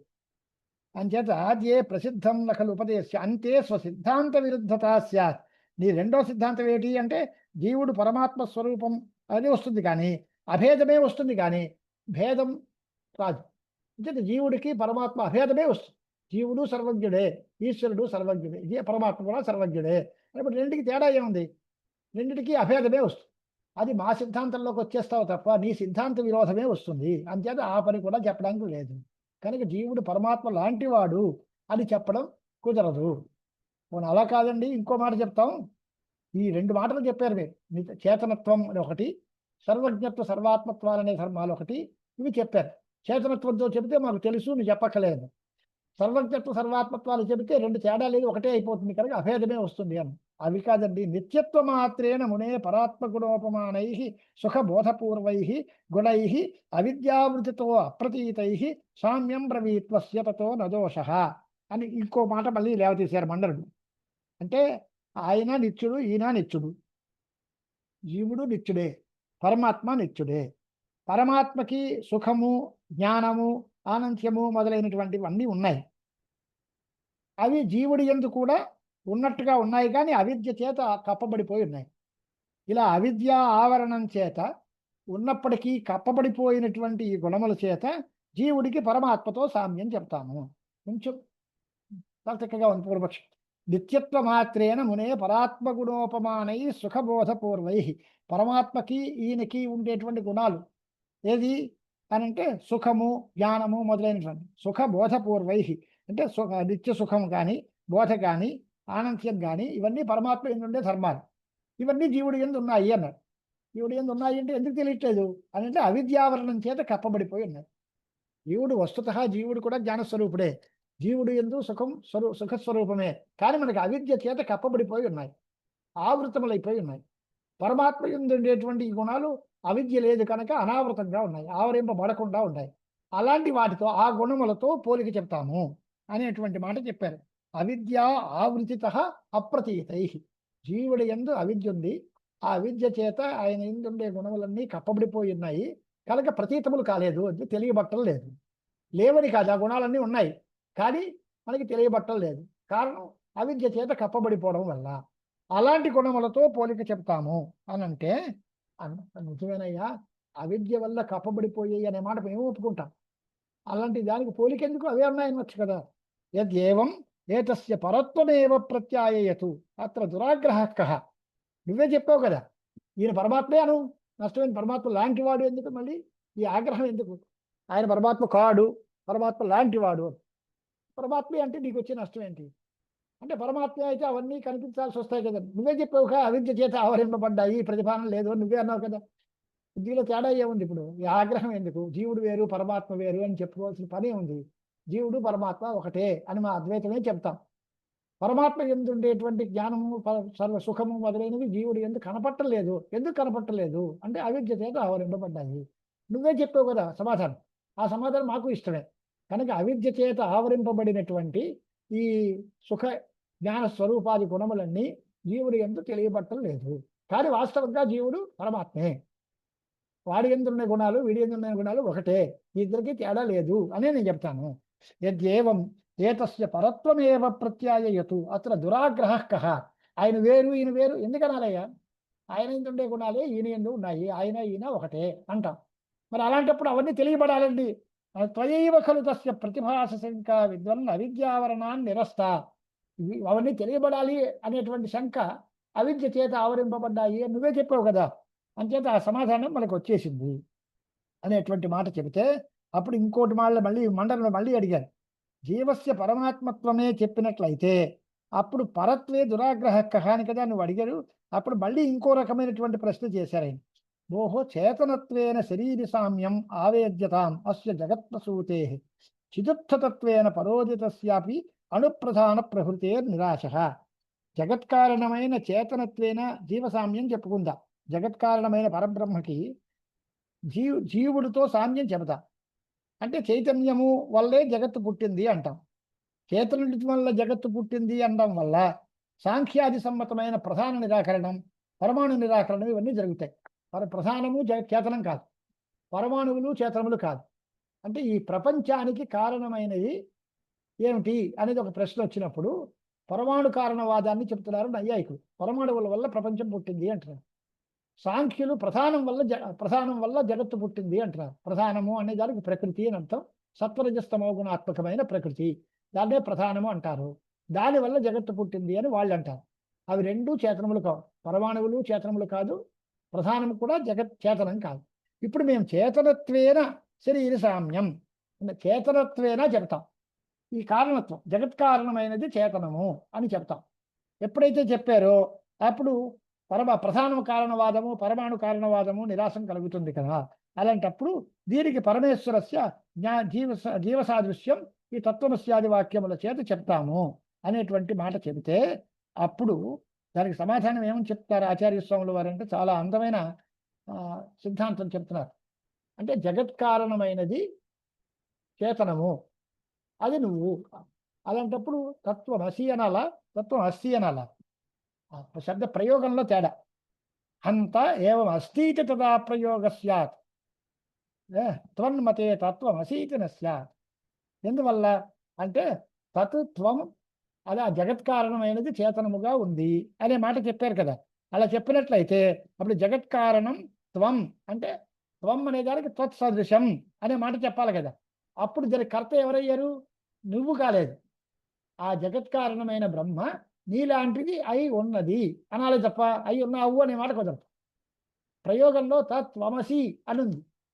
అసి అనే మాట కాకుండా తత్ అంటే జగత్కారణమైనది, త్వం అంటే నీవు అంటే నీలాంటిది అయి ఉంది అనాల. అప్పుడు తత్వమస్తి అని ప్రయోగం ఉండాలి తప్ప తత్వమసి అనే ప్రయోగం కుదరదు అని ఆచార్యులు ఆ ప్రయోగమే అలా ఉండకూడదు అని ఖండన చేస్తున్నారు. హంత ఏవం అస్థీతి తదా ప్రయోగ స్యాత్ త్వన్మతే తత్వమసీతి న స్యాత్ తదైక్షత ఇత్యత్ర జడత్వ శంకావ్యావర్తనాచ్చ అత్ర పునర్నచోద్యం. పైగా ఇంకో మాట కూడా చెప్పారు. ఇది చేతనమైన కారణము, అది నీలాంటిది అన్నావు. ఇది మళ్ళీ కొత్తగా చెప్పడం పనింది కదా. తదైక్షత బహుశ్యాం ప్రజాయేయ అని ఉపనిషత్తుల్లో ఆ తత్ జగత్కారణమైనది ఐక్షత అంటే ఆలోచించింది. ఎస ఈక్షాంచక్రే స తపోతప్యత ఇలాంటి వాక్యాలన్నిటి చేత అది చేతనము, ఆలోచించింది అనే అంశాలు ఇదివరకే తెలియబడిపోయాయి కనుక అది చేతనము జీవుడు లాంటిది అని చెప్పాల్సిన పని ఇప్పుడు ఏం లేదు కనుక తత్వమసి వాక్యం మళ్ళీ పునరుక్తమే అవుతుంది కనుక ఇది అక్కడే లేకపోవాల్సి వస్తుంది ఈ మతంలో. చేతనమైన జగత్కారణము నీలాంటిది అయి ఉంది అని నువ్వు చెబుతున్నావు. అలాంటిది చెప్పాల్సిన పని లేదు. అలా ఉంటే తత్వమస్తి అని ప్రయోగమే ఉండాలి తప్ప తత్వమసి ఉండడానికి వీల్లేదు అని ఒక మాట. పైగా ఇది తదైక్షత బహుశ్యాం ప్రజాయేయ ఇత్యత్ర చెప్పబడిపోయిన విషయం కనుక మళ్ళీ చెప్పాల్సిన పరిస్థితి కాదు కనుక పునః నచోద్యం తదైక్షతేత్యత్ర జడత్వ శంకా వ్యావర్తనాత్. అది జడము కాదు అంటే చేతనము అని చెప్పాలి. అది ఆ మాట ఇదివరకే చెప్పారు. తదైక్షత అనే దగ్గరే తెలిసిపోయింది విషయం. మళ్ళీ ఇది నపునరత్ర చోద్యం, మళ్ళీ చెప్పాల్సిన పనేమీ లేదు అనేటువంటి మాట చెప్పారు. ఇంతవరకు తత్వమసి అనే వాక్యానికి ఎన్ని రకాల అర్థాలు చెప్పడానికి వీలవుతుందో అన్ని రకాల అర్థాలని ఆశంకించారు మండలి. అది ఏదీ కాదు, జీవబ్రహ్మ అభేదమే చెప్పాలి అనేటువంటి సిద్ధాంతాన్ని వీరు నిరూపిస్తూ ఉన్నారు. దీని మీద ఆక్షేపాల్లో ఒక ప్రమాణము కాదు అని మొదటి ప్రశ్న. ప్రమాణము కాదు అంటే ప్రమాణమే అన్న. ఆ చెప్పబోడింది పురుషార్థం కాదు అని, అది పురుషార్థమే. సర్వక్లేశ నివృత్తి, అత్యంత పరమానంద ప్రాప్తి అని ప్రయోజనాలు ఉన్నాయి కనుక పురుషార్థమే అవుతుంది అని. ఇది హేయోపాదేయ రహితము అని. అలా కాదు, ఇది ప్రాప్తి. అదే నిషిద్ధమైనటువంటి దాన్నే నిషేధము అనేటువంటిది మాట అవి కూడా ఉన్నాయి కనుక దానికి సమాధానాలు చెప్పారు. అలా కాకుండా ఇది జపానికి ఉపయోగపడుతుంది, లేదా క్రతువు చేసేటువంటి యజమానిని ప్రశంస చేయడానికి ఉపయోగపడుతుంది, లేదా దానికి సాదృశ్యాన్ని చెబుతాము. ఈ రకమైనటువంటి వాదాలన్నిటినీ కూడా రకరకాలుగా ఖండించేశారు. పోనీ అలా కాకుండా ఇది ఉపాసనా పర్యవసాయం అవుతుంది అంటే ఉపాసన చెప్పడానికి వీల్లేదు. అది బ్రహ్మభుభూషు బ్రహ్మవేదనం కుర్యాతని ఉపాసన విధిని కల్పిస్తాము అంటే అది కూడా కల్పించడానికి వీల్లేదు అనేటువంటి అభిప్రాయాల్లో అన్ని రకాల దారులు మూసేశారు ఆయన చెప్పిన దానికి అన్నిటికీ. ఇప్పుడు ఆయన మళ్ళీ ఏమంటున్నాడంటే నతు ఏమపి ఐక్యపరత్వం అస్య ప్రత్యక్షపూర్వ ప్రమితి ప్రకోపాన్ నయుజ్యతే తజ్జపమాత్ర యోగి స్వాధ్యాయ విద్యాశ్రితం అభ్యుపేయం అన్నారు. ఇక్కడ దీనికి టెక్నికల్గా ప్రత్యక్ష బాధ, అనుమాన బాధ, ఆగమ బాధ ఇలాంటివి అని వాడతారు. అని అంటే ఒక వస్తువుని మనం ఉంది అని ఓ ప్రమాణం చేత చెబితే మరొక ప్రమాణం చేత దీనికి బాధ కలగకూడదు. ఈ తత్వమసి అనే వాక్యం చేత జీవుడు బ్రహ్మము ఒకటే అనే అభేదాన్ని మనం చెబుతున్నాము అన్నాం. ఎప్పుడైతే అభేదాన్ని మనం చెబుతున్నామో ఈ అభేదము ప్రత్యక్షం చేత బాధితమైపోయింది అన్నారు అనుకోండి, అప్పుడు చెప్పే వాక్యం ప్రమాణం కాదు. ఉదాహరణకి ఒకడెవడో వచ్చి నిప్పు చల్లగా ఉండను అన్నాడు అనుకోండి, లేదా ఊహ చేసి అన్ని రనుష్ప పదార్థత్వాత్ అంటాడు. అన్ని నిప్పు చల్లగా ఉంటుంది, అది ఒక పదార్థం కనుక, లేదా జలము మొదలైనవి పదార్థములు చల్లగా ఉన్నాయి కనుక అవన్నీ కూడా పదార్థమే కనుక ఇది చల్లగా ఉంటుంది అని వాడు ఎవడో అనుమానం చేస్తే దాన్ని మనం ఏం చెప్తాం అంటే త్వాచ ప్రత్యక్షేణ, చేత్తో ముట్టుకుంటే కాలుతూ ఉంటే నీ అనుమానాలు ఎవరికి కావాలరా బయట, ప్రత్యక్ష ప్రమాణ విరుద్ధంగా ఉంది కనుక నువ్వు చెప్పిన ఆలోచన సరికాదు, నీ చెప్పిన మాటను మేము నమ్మము. ప్రమాణ బాధ కలిగితే దాన్ని మనం అంగీకరించడానికి అవకాశం లేదు. అలాగే మీరు ఇప్పుడు ఏం చెప్తున్నారు, తత్వమసి అనే వాక్యం చేత జీవుడు బ్రహ్మ ఒకటే అని చెప్తున్నారు. కానీ ప్రత్యక్షంగా జీవుడు వేరు నేను వేరు అనే విషయం మనకు అనుభవంలో ఉంది కనుక ప్రత్యక్ష ప్రమాణం చేత బాధితం కాబట్టి మీరు చెప్పినటువంటి అద్వైతము జీవబ్రహ్మాభేదము కుదరదు అని ప్రత్యక్ష బాధ అనేటువంటిది ఒక ప్రణాళిక. దీన్ని ఆశంకిస్తున్నారు.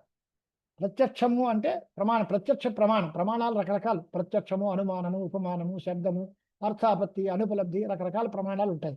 దానిలో ప్రత్యక్ష ప్రమాణము అంటే ఇంద్రియములే ప్రత్యక్ష ప్రమాణం.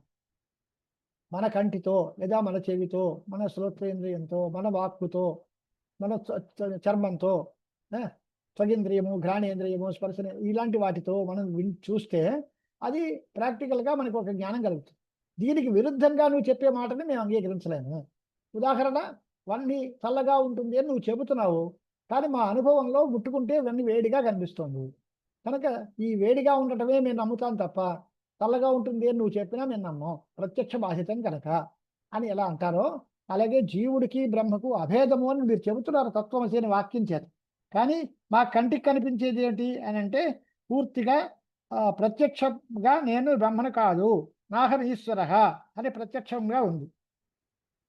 నువ్వు సామ్యం చెప్పావు బ్రహ్మ లాంటిది అని, నేను బ్రహ్మ కాదు అని నేను ఖచ్చితంగా చెబుతున్నాను ప్రత్యక్ష ప్రమాణం చేత.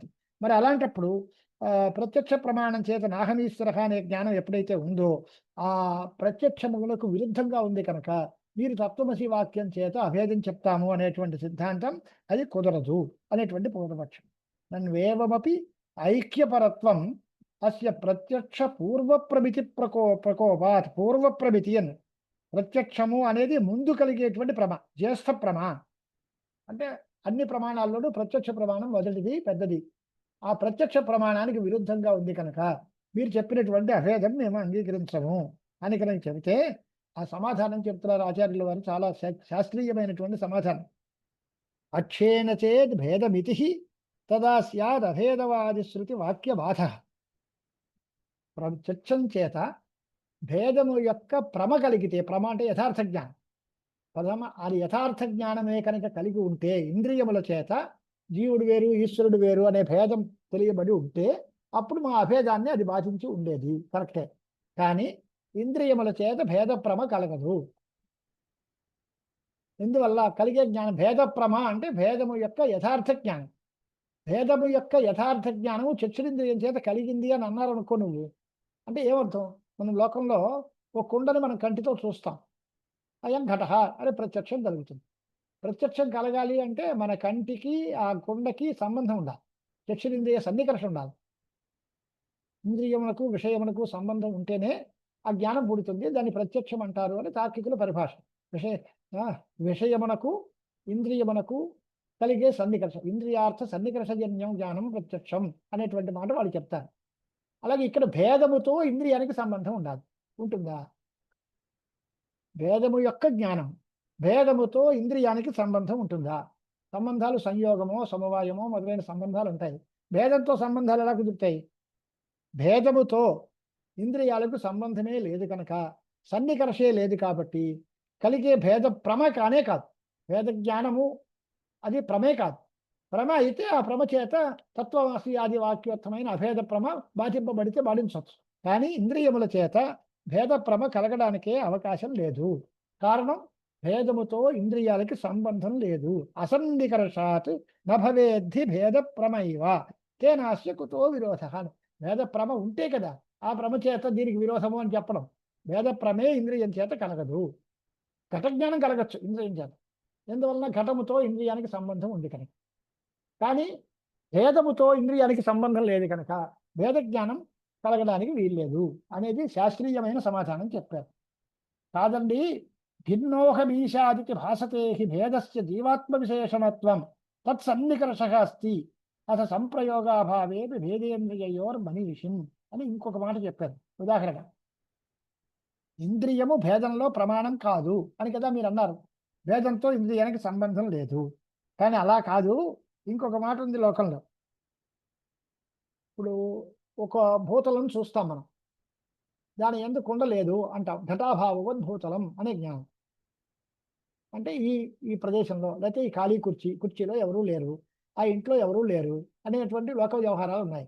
లేకపోవడం నువ్వు చూసావా అని అడిగారు అనుకోండి. లేకపోవడం నీ కంటితో సంబంధించిందా? ఘటాభావము లేదా పురుషాభావము, అక్కడ ఎవరూ లేరు అనే విషయం నీ కంటితో చూసావా? దేన్ని చూసావు నువ్వు? ఎవరూ లేనటువంటి ప్రదేశాన్ని చూసావు, లేకపోవడాన్ని చూడలే. కానీ నువ్వు లేదు అంటున్నావు. అంటే కనపడిన వస్తువు ఆశ్రయం భూతలం. ఆ భూతలంతో చక్షురింద్రియానికి సంబంధం ఉంది. ఆ భూతలమునకు ఘటాభావం విశేషణమైంది. అలాంటప్పుడు విశేషణతా సన్నికర్ష అంటారు. విశేషణతా సన్నికర్ష చేత ఘటాభావము గల భూతలము అంటున్నారు. అలాగే నేను జీవుడి కంటే భిన్నుణ్ణి అనేటువంటి మాట ఉంది. భేదంతో సంబంధం లేదు అన్నారు. కానీ భిన్నోహం ఈశాత్, ఈశ భేదం గలవాణ్ణి నేను ఈశ్వరుడి కంటే భిన్నుడిని అనేటువంటి మాట ఉంది కదా. అలా భిన్నోహం ఈశాత్ అని ఎప్పుడైతే అన్నారో, విశేషణము అనేటువంటిది ఒకటి ఉంది కనుక, విశేషణత సన్నికర్ష ఉంది కనుక అసన్నికర్షము అనేటువంటి నీ ప్రశ్న కుదరదు. ఎందువల్ల? జీవుడికి ఈశ్వర భేదము అనేది విశేషణం. భిన్నోహం ఈశాత్, అహం అంటే నేను జీవుణ్ణి, ఈశాత్ భిన్న ఈశ్వరుడి కంటే భిన్నుణ్ణి అంటే ఈశ్వర భేదము గలవాణ్ణి. ఈశ్వర భేదము నాకు విశేషణము, నేను ఈశ్వరుడి కంటే వేరు అనేటువంటి ఆలోచనలో జీవుడికి భేదం, ఈశ్వర భేదము అనేది విశేషణంగా కనిపిస్తోంది కదా. అలాంటప్పుడు ఇంద్రియాలకు సంబంధం అంటే, సంబంధము అంటే మీరు సంయోగము సమవాయము ఇలాంటి సంబంధాలు లేవు అని అడిగాను. అది కాకపోతే పోనండి, విశేషణతా సన్నికర్షం ఉంది కదా. ఈ విశేషణతా సన్నికర్షం కలిగినప్పుడు ఘటాభావోద్భూతలం అనే ప్రత్యక్షం ఎలా కలిగింది, అభావ ప్రత్యక్షం ఎలా కలిగిందో, అలాగే నేను వేరు ఆయన ఏరు అనేటువంటి భేద ప్రత్యక్షం కూడా కలగడానికి అవకాశం ఉంది అని సమాధానం చెప్పారు. దీనికి సమాధానం ఆచార్య స్వాముల వారి పరిహారం ఏమిటి అంటే, కేవలం విశేషణత మాత్రం సన్నికర్ష కాదయ్యా, మరి ఏం చెయ్యాలి అని అంటే, భేద ఆశ్రయము ఇంద్రియ సన్నికృష్టం అయితే అక్కడ భేదం. ఇప్పుడు మనకి ఇందాక చెప్పిన ఉదాహరణలో ఆ వస్తువు, ఆ భూతలం కంటితో కనపడాలి. ఆ భూతలం ముందు ఘటన లేకపోవడం విశేషణం కావాలి. అప్పుడు ఆశ్రయము సన్నికృష్టమైతే ఆ ఆశ్రయమందు ఉండే విశేషణం సన్నికర్షతో లేకపోయినా ఆ విశేషణము గల వస్తువు అని చెప్పచ్చు. ఘటన లేనటువంటి భూతలము. ఘటన లేకపోవడం ఇంద్రియాలతో సంబంధించకపోవచ్చు, కానీ ఆ వస్తువు భూతలం అనేది ఇంద్రియముతో సంబంధించి ఉండాలి. ఆశ్రయ సన్నికర్ష అనేది ఉండాలి. భేదాశ్రయము అంటే భేదము గలవాడు ఇంద్రియ సన్నికృష్టుడు అయితే అప్పుడు విశేషణతో సన్నికర్ష చెప్పచ్చు. కానీ ఇక్కడ భేదాశ్రయం ఎవరు? జీవుడు. ఈ జీవుడు పరమాత్మ కంటే భిన్నుడు అన్నాం. పరమాత్మ భేదం జీవుడికి విశేషణంగా ఉంది. అక్కడ భూతలమందు అభావం విశేషణం. భూతలం కంటికి కనిపిస్తుంది, భూతలముతో సంబంధం ఉంది. కానీ ఆత్మ అనేది సన్నికృష్టం కాదు. ఇక్కడ ఆత్మే విశేషం. ఈ ఆత్మ యందు పరమాత్మ భేదం జీవుడి యందు పరమాత్మ భేదం విశేషణం కనుక అలాంటి పరమాత్మ భేదం విశేషణంగా ఉన్నటువంటి దానికి ఆశ్రయమైన జీవుడితో సన్నికర్ష లేదు. అధికరణం కనిపిస్తే ఆ అధికరణం ముందుండే అభావం తెలియబడచ్చు, కానీ అధికరణమే కనపడడానికి అవకాశం లేకపోతే, ఆ జీవుడే సన్నికృష్ణుడు కాకపోతే ఆ జీవుడు ఎందుంటే ఈశ్వర భేదం ఎలా కనిపిస్తుంది అనేటువంటి మాట.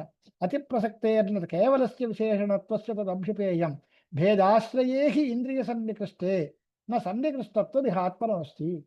భేదాశ్రయం సన్నికృష్టమైతే అంటే భేదము గల వస్తువు ఇంద్రియములతో సంబంధించినప్పుడు ఆ విశేషణతో సన్నికృష్ట అవ్వచ్చు. కానీ ఇక్కడ భేదాశ్రయమైన వస్తువు ఆత్మ వస్తువు, జీవుడు, అది సన్నికృష్టం కాదు. ఇదంతా సరికాదు అని ఆ తర్వాత మళ్ళీ మండరుడు ఏమన్నాడు, భేదాశ్రయమైన ఆత్మ ఇంద్రియ సన్నికర్ష లేదు అని మీరు అంటున్నారు, అది సరికాదయ్యా. ఎందువల్ల అంటే చిత్తాత్మనో ద్రవ్యత్వేన ఉభయోరపు సంయోగ సమాశ్రయత్వం అనేటువంటి మాట ఉంది. అంటే చిత్తమునకు ఆత్మ రెండు ద్రవ్యాలే, ఈ రెండింటి ద్రవ్యాలకి సంయోగం సంబంధం ఉండొచ్చు, రెండు ద్రవ్యాలకి సంయోగం సంబంధం ఉండొచ్చు కదా అనే మాట. చిత్త ఆత్మనోర్ ద్రవ్యతయ ద్వయోరప్యస్త్యేవ సంయోగ సమాశ్రయత్వం అని పూర్వపక్షం ఆయన చేశాడు. రెండు ద్రవ్యాలకి సంయోగం సంబంధం. రెండు ద్రవ్యాలు ఏమిటి అంటే ఒకటి మనస్సు, ఒకటి ఆత్మ. ఆత్మ మనస్సు సంయోగం మీరు ఒప్పుకుంటారు కదా, అలాగే ఆత్మకి మనస్సుకి సంయోగం ఉండొచ్చు కదా అనేటువంటిది మండల యొక్క మరొక పూర్వపక్షం. అక్కడ ఆచార్యుల యొక్క అద్భుతమైన ఖండన. ఆత్మకి మనస్సుకి సంబంధం అంటావా, ఇంతకీ ఆత్మ విభుష్యాత్ అథవా అణుమాత్ర అని అడిగాడు. ఆత్మ విభుద్రవ్యం అంటారా, పరమాణు స్వరూపం గలవాదా అంటారా? విభుద్రవ్యమా, విభువు అనే దానికి అర్థం ఏమిటి అంటే సర్వవ్యాపకము, పెద్ద పరిమాణం గలది. విభువు అంటే సర్వమూర్త ద్రవ్య సంయోగి అని టెక్నికల్గా తార్కికులు చెప్తారు. అంతటా నిండి ఉన్నది అని అర్థం. ఈ ఆత్మ వస్తువు అంతటా నిండి ఉన్నది అంటారా, లేక అణు మాత్రం అంటావా? విభు పదార్థానికి అవయవాలు ఉండవు, అణుమాత్రానికి కూడా అవయవాలు ఉండవు. మధ్యమ పరిమాణం కలిగిన దానికి అయితేనే అవయవాలు ఉంటాయి, అది శాస్త్రీయమైన మర్యాద. ఆకాశం ఉంది, ఆకాశానికి అవయవాలు ఉంటాయా అంటే ఉండవు, ఆకాశం విభుద్రవ్యం. పరమాణువు ఉంది, పరమాణువు చిన్నది, దానికి అవయవాలు ఉండవు. కానీ మధ్యలో ఉండేటువంటి పృథివీ, జలము, తేజస్సు అంటే దీనికి అవయవాలు ఉంటాయి. సంయోగము అనేది అవయవాలు కలిగిన వస్తువుకి అవయవాలు కలిగిన మరో వస్తువుతో సంయోగం చెప్పచ్చు. సావయవస్య సావయవేన సంయోగ అనే మాటే ఉంది, కానీ అవయవాలే లేనటువంటి వస్తువుకి ఇంకో దాంతో సంయోగం ఎలా చెప్తారయ్యా? ఇప్పుడు మీరు రెండు పక్షాలు చెప్పాం. ఆత్మ విభుద్రవ్యం అంటావా, అప్పుడు దానికి అవయవాలు ఉండవు. ఆత్మ అణుద్రవ్యం అంటావా, దానికి అవయవాలు ఉండవు. నిరవయవమైన ఆత్మకి ఇంకో దాంతో సంబంధం ఎలా కుదురుతుంది? అంటే ఆత్మ విభుష్యాత్ అథవా అణుమాత్ర అని ప్రశ్న చేశారు. సంయోగిత నా ఉభయథాపి యుక్త. ఇది విభువన్నా సంయోగం కుదరదు, అణువన్నా సంయోగం కుదరదు. ఎందుకు అంటే దృష్టాహిస సావయవస్య లోకే సంయోగిత సావయవేన యోగిన్. సావయవమైన వస్తువుకి సావయవమైన మరో వస్తువుతో సంబంధం ఉంటుంది అంతే తప్ప అంతటా నిండి ఉన్న వస్తువుకి మరో దాంతో సంబంధం అంటే మరోది ఎక్కడుంటుంది? సంయోగము అంటే రెండింటికి కలయిక. కలవాలి అంటే ముందు క్రియ ఉండాలి, ఆ క్రియ వల్ల విభాగము, విభాగ పూర్వ సంయోగ నాశం, కొత్తగా ఉత్తర దేశ సంయోగము, ప్రణాళిక అంతా శాస్త్రీయమైన మర్యాదలు ఉంటాయి. అలాగే అవయవాలే లేని దానికి క్రియ ఎక్కడుంటుంది? క్రియ వల్ల సంయోగం ఎక్కడొస్తుంది? కనుక ఆత్మకి ఇంకో దాంతో సంబంధము సంయోగము అని చెప్పడం కుదరదు అని. కాదండి, మనః అక్షమిత్యయం అభ్యుపగమ్య భేదాసంగిత్వముక్తం పరమార్థతస్తు సాహాయ్యకృల లోచనపూర్వకస్య దీపాదివన్నేంద్రియమేవ చిత్తం. ఇంకో మాట చెబుతున్నారు. మనస్సు అనేటువంటిది ఒక ఇంద్రియము అనేటువంటి మాట అంగీకరించి దానికి భేద అసంగిత్వం చెప్పారు మీరు. కానీ వస్తుతః అది ఇంద్రియం కాదు, ఇంద్రియానికి సంహకారి కారణం. ఎలాగా అని అంటే కంటితో మనం వస్తువుని చూస్తాం, దీపం చూడదు కానీ చూడడానికి సహాయపడుతుంది. దీపము లోచనము చేత వస్తువులు చూడడానికి సహాయం చేస్తుంది. అలాగే ఇది ఇంద్రియమే కాదు అనేటువంటి ఒక గొప్ప సిద్ధాంతం. మనస్సు ఇంద్రియము అని తార్కికులందరూ ఒప్పుకుంటారు. కానీ నా ఇంద్రియమేవ చిత్తం, ఇంద్రియము చిత్తము అనేటువంటిది ఇంద్రియమే కాదు, చక్షురాదులకి సహకారి కారణమే అవుతుంది తప్ప ఇది పూర్తిగా కారణం కాదు. అంచేత మనస్సు అనేది ఇంద్రియం కాదు అనేటువంటి మాట చెప్పారు.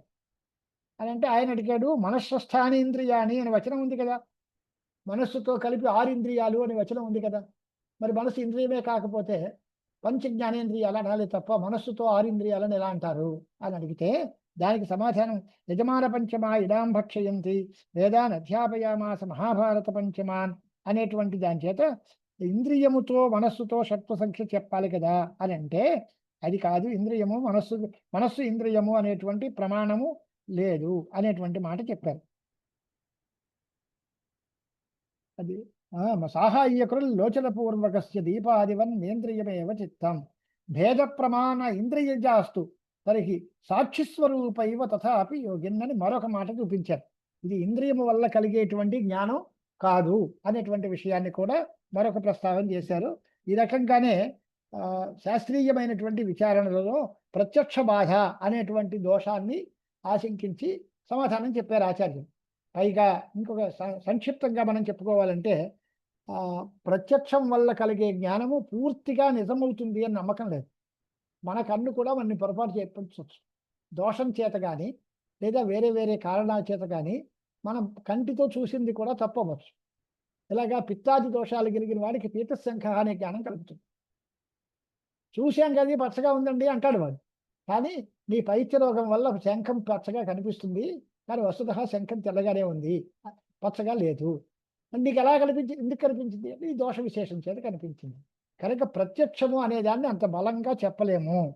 కానీ వేదం చెప్పినటువంటి అభేదము అనేది ఇటువంటి దోషాలకి అవకాశం లేనటువంటిది, పైగా చాలా బలమైనది. ఉపక్రమోపసంహారాది షణ్విధ తాత్పర్యలింగోపేతమైన శృతి అభేదాన్ని చెబుతోంది. నీ ప్రత్యక్షము దుర్బలమైన ప్రత్యక్షము ప్రబల ప్రమాణమైన శృతి చేత బోధింపబడే అద్వైతాన్ని బాధించడానికి సమర్థం కాదు. శృతే నీ ప్రత్యక్షాన్ని బాధిస్తుంది, అంతేగాని ఈ ప్రత్యక్షము నా శృతిని బాధించడానికి అవకాశం లేదు అనేటువంటి మాట ఒకటి కూడా చెప్పారు. అలాగే అనుమాన బాధ అనేది మరొకటి చెప్పారు. అలాగే ఆగమ బాధ అనేది కూడా ఒక ఉదాహరణగా తర్వాత ఉన్నాయి. మనకు ఉన్న సమయం చాలా తక్కువ కనుక ఈ రకమైనటువంటి శాస్త్రీయమైన విచారణతో శంకరాచార్య స్వామి వారు తత్వమసి అనే వాక్యానికి పూర్తిగా జీవబ్రహ్మ అభేదమందే తాత్పర్యము అని సమాధానం నిర్ణయించారు.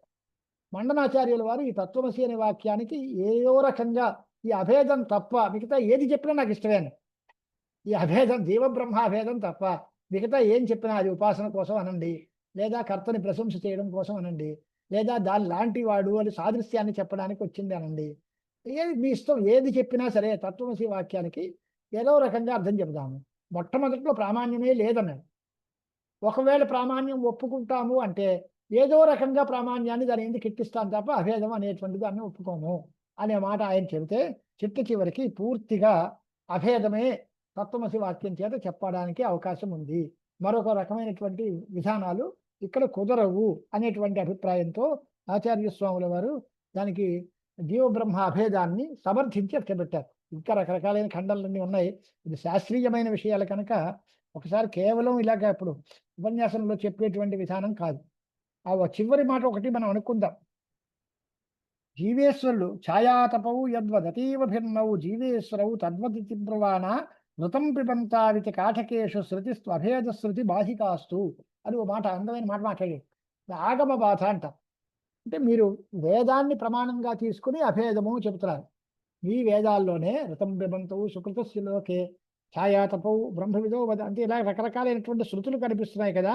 దానిలో ఛాయ ఆతపములాగా అంటే నీడ ఎండ లాగా విభిన్నములైనటువంటి జీవ ఈశ్వరులు ఉన్నారు.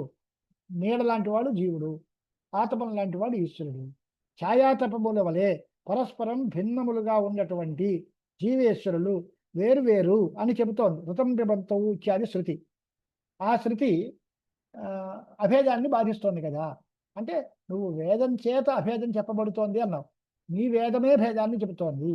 అలాగే మరొక మాట ద్వాసుపర్ణ సయుజా సఖాయ సమానం వృక్షం పరిషస్వజాతే అని మరో మంత్రం, అక్కడ కూడా రెండు ఉన్నాయి.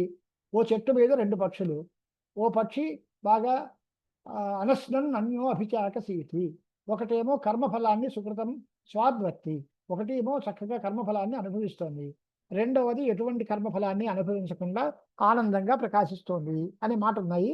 ఒకటి జీవుడు, రెండోది పరమాత్మ అనేటువంటి ఈ భేదం కూడా దానిలో కనిపిస్తోంది. రెండు పక్షులు ద్వా సుపర్ణ సయుజ సఖాయ అని ఆకారాంత పదార్థాలకు అన్నిటికీ ద్వౌ సుపర్ణవు అని వ్యాఖ్యానం. ఛాందస ప్రయోగాలు.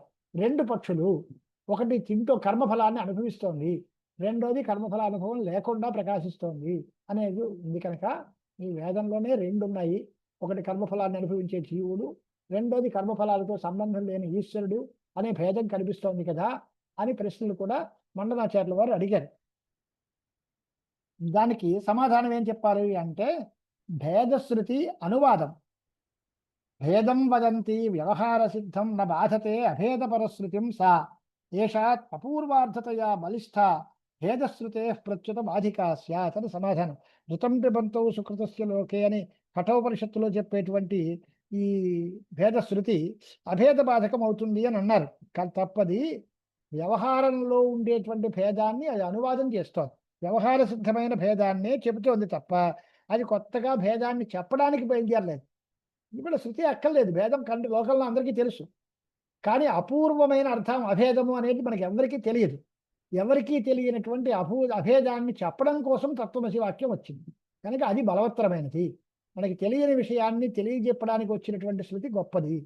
తెలిసిన విషయాన్ని చెప్పేది వ్యవహార సిద్ధమైన భేదాన్ని అనువాదం చేస్తుంది. కనుక ఈ 2 శృతుల్లో భేదబోధక శృతి ప్రబలమా లేక అభేదబోధకమైన తత్వమసి వాక్యం ప్రబలమా అంటే తత్వమసి వాక్యమే ప్రబలము, అభేదార్థ బోధకము, అది అపూర్వార్థనిష్టము, మనకి తెలియనటువంటి విషయాన్ని చెబుతోంది కనుక అదే బలిష్టమైనది. ఆ శృతే ఈ భేదశృతిని బాధిస్తుంది. కనుక పైగా ఈ భేదశృతి అనేటువంటిది కూడా సత్వక్షేత్రజ్ఞులకి భేదాన్ని చెబుతోందే తప్ప జీవేశ్వరులకు భేదాన్ని చెప్పలేదు అనేటువంటిది విషయం కూడా పైంగరహస్య బ్రాహ్మణము మొదలైన వాటిల్లో వివరింపబడ్డాయి. అదంతా కూడా సూత్రభాష్యాదుల్లోనూ వాటిల్లోనూ వర్ణింపబడ్డాయి. ఈ రకంగా ప్రత్యక్ష బాధ కానీ ఆగమ బాధ కానీ ఇవేవి అవకాశం లేదు అని ఆచార్యుల వారు ఆ ప్రశ్నలన్నిటికీ సమాచారం చెప్పారు. మధ్యలో అనుమాన బాధ అనేది ప్యూర్ టెక్నికల్ సబ్జెక్ట్ కనుక నేను వదిలిపెట్టేశాను. దానిలో అనుమాన ప్రక్రియ తెలియాలి. అనుమాన రచన తర్కశాస్త్రంతో పరిచయం ఉంటే ఆ అనుమాన ప్రమాణము, దాని చేత వచ్చేటువంటి సిద్ధాంతం ఏది, దానికి బాధ ఎలాగా, దాని దోషాలు ఎలాగా, అవన్నీ అనుమాన బాధ ఉద్ధారం అనేది నేను చెప్పలేదు. ఈ రకంగా ఇత్యాద్యా దృఢయుక్తిరస్య శిశువే దత్తానుమోదాగిరాం దేవ్యాతాదృశ విశ్వరూప రభసావస్తంభ వృష్టింధయా భర్తృన్యాస విలక్ష్య సూక్తి జననీ సాక్షిత్వ కుక్షింభరి సశ్లాఘాద్భుత పుష్పవృష్టి లహరీ సౌగంధ్య పాణింధయా. ఈ రకంగా ఈ చెప్పిన తర్వాత ఆ అమ్మవారి యొక్క అనుగ్రహం చేత చక్కగా ఒక పుష్పవృష్టి కురిసిందట. వాళ్ళు ఇత్తం యతిక్షితిపతేరనుమోద్య యుక్తిం మాలాంచ మండనగలే మలినామవేక్ష్య అని 2 మాటలు. ఆ యతీశ్వరుడు సార్వభౌముడు, యతు సార్వభౌములైన శంకర భగవత్పాదుల యొక్క మాటల్ని మరి యుక్తుల్ని అందరినీ అంగీకరించింది ఆ తల్లి శారదాంబ. మరి మాల మండనమిశ్రుడు మాలలో గంటల్లో ఉండేటువంటి మాల వాడిపోయింది. అంచేత అప్పుడు వెంటనే డిక్లేర్ చేయలే, తీర్పు రిజర్వ్ చేసింది ఆవిడ.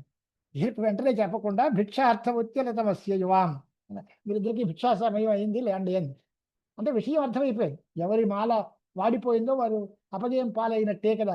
అంచేత మండనమిశ్రుల వారి యొక్క కంఠంలో ఉండే మాల ఓడిపోయింది అనేటువంటి మాట విషయం అర్థమైపోయింది. ఆవిడ ఇంక లేవండి, వచ్చిన పంచాలు ఆ ఇది ఆచస్త తన్ పునరువాచ యతీంద్ర మంబ. అప్పుడు యతీంద్రుడితో చెబుతోందట ఆ తల్లి ఉభయ భారతీదేవి. ఈ 2 మాటలు చెప్పేసి మనం ముగించుకుందాం. కోపాతిరేక వశత శపథ పురా మాం దుర్వాససా తదవిధిర్విహితో జయస్తే సాహం యథాగతముపైబి శిబిప్రవీర ఇత్యుక్త్వా ససంభ్రమం అమం నిజధామ యాంతి అనేటువంటి శ్లోకం రాశారు విద్యారణ్య స్వామి వారు. అంటే స్వామి, పూర్వం దూర్వాస మహర్షి నేను సత్యలోకంలో ఉన్న కాలంలో కోపాతిరేకంతో నన్ను శపించారు, భూలోకంలో మానవకాంతగా పుట్టమని చెప్పారు. ఆ శాపం వల్ల నేను ఉభయభారతిగా భూలోకంలోకి వచ్చాను. దానికి శాప అవధి ఏది అంటే కలియుగ శంకరుడైనటువంటి మీతో భర్తకి వాదం జరుగుతుంది. ఆ వాదనలో మీరు జయం పొందుతారు, మా భర్త అపజయం పాలవుతారు అనే విషయం తెలిసింది. అప్పుడు నాకు శాపోపసంహారం జరుగుతుంది అని మహర్షి శాపోపసంహారం అనుగ్రహించారు. ఆ సమయం రానే వచ్చింది.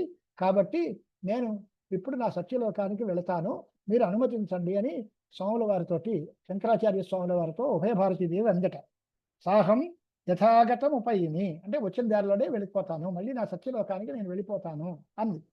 అప్పుడు ఆయన అన్నాడు శంకరుడు, భవంత నిశ్శంకమరణ్య దుర్గామంత్రేణ తాన్ చేతుమనా మునీంద్ర జయోపి తస్యాస్వమతైక్య సిద్ధ్యై సర్వజ్ఞత స్వస్యన మానహేతో. ఇంతవరకు మండనుణ్ణి జయించారే తప్ప అమ్మవారితో జయం కాల. అమ్మవారితో వాదం జరగలేదు, ఆవిడ్ని జయించలేదు. కనుక వనదుర్గా మహామంత్రంతో ఆవిడ్ని బంధించారు. ఎక్కడికి వెళ్ళిపోవడానికి వీళ్ళది ఆగండి. ఎందువల్ల అంటే ఆవిడతో కూడా వాదం చేయాలి, ఆవిడ్ని కూడా జయించాలి అనేటువంటి ఉద్దేశం. అంటే అమ్మవారిని జయించే అంత గర్వం నీ మనసులో ఉందా అని అంటే, నా మానహేతో, నాకు గర్వం లేదు. సర్వజ్ఞత్వముని కాదు, స్వమతైక్య సిద్ధ్యై, అది బాగా గుర్తుపెట్టుకోవాలి. తన మతము యొక్క అద్వైతం, జీవ బ్రహ్మాభేదం, దీన్ని పరిపూర్ణంగా సమర్థించాలి అంటే, మండలుడైతే చేత కాలేదు, కింద కోర్టులో పోయింది కేసు అంటే సుప్రీంకోర్టుకు వెళ్తామండి అంటారు కదా.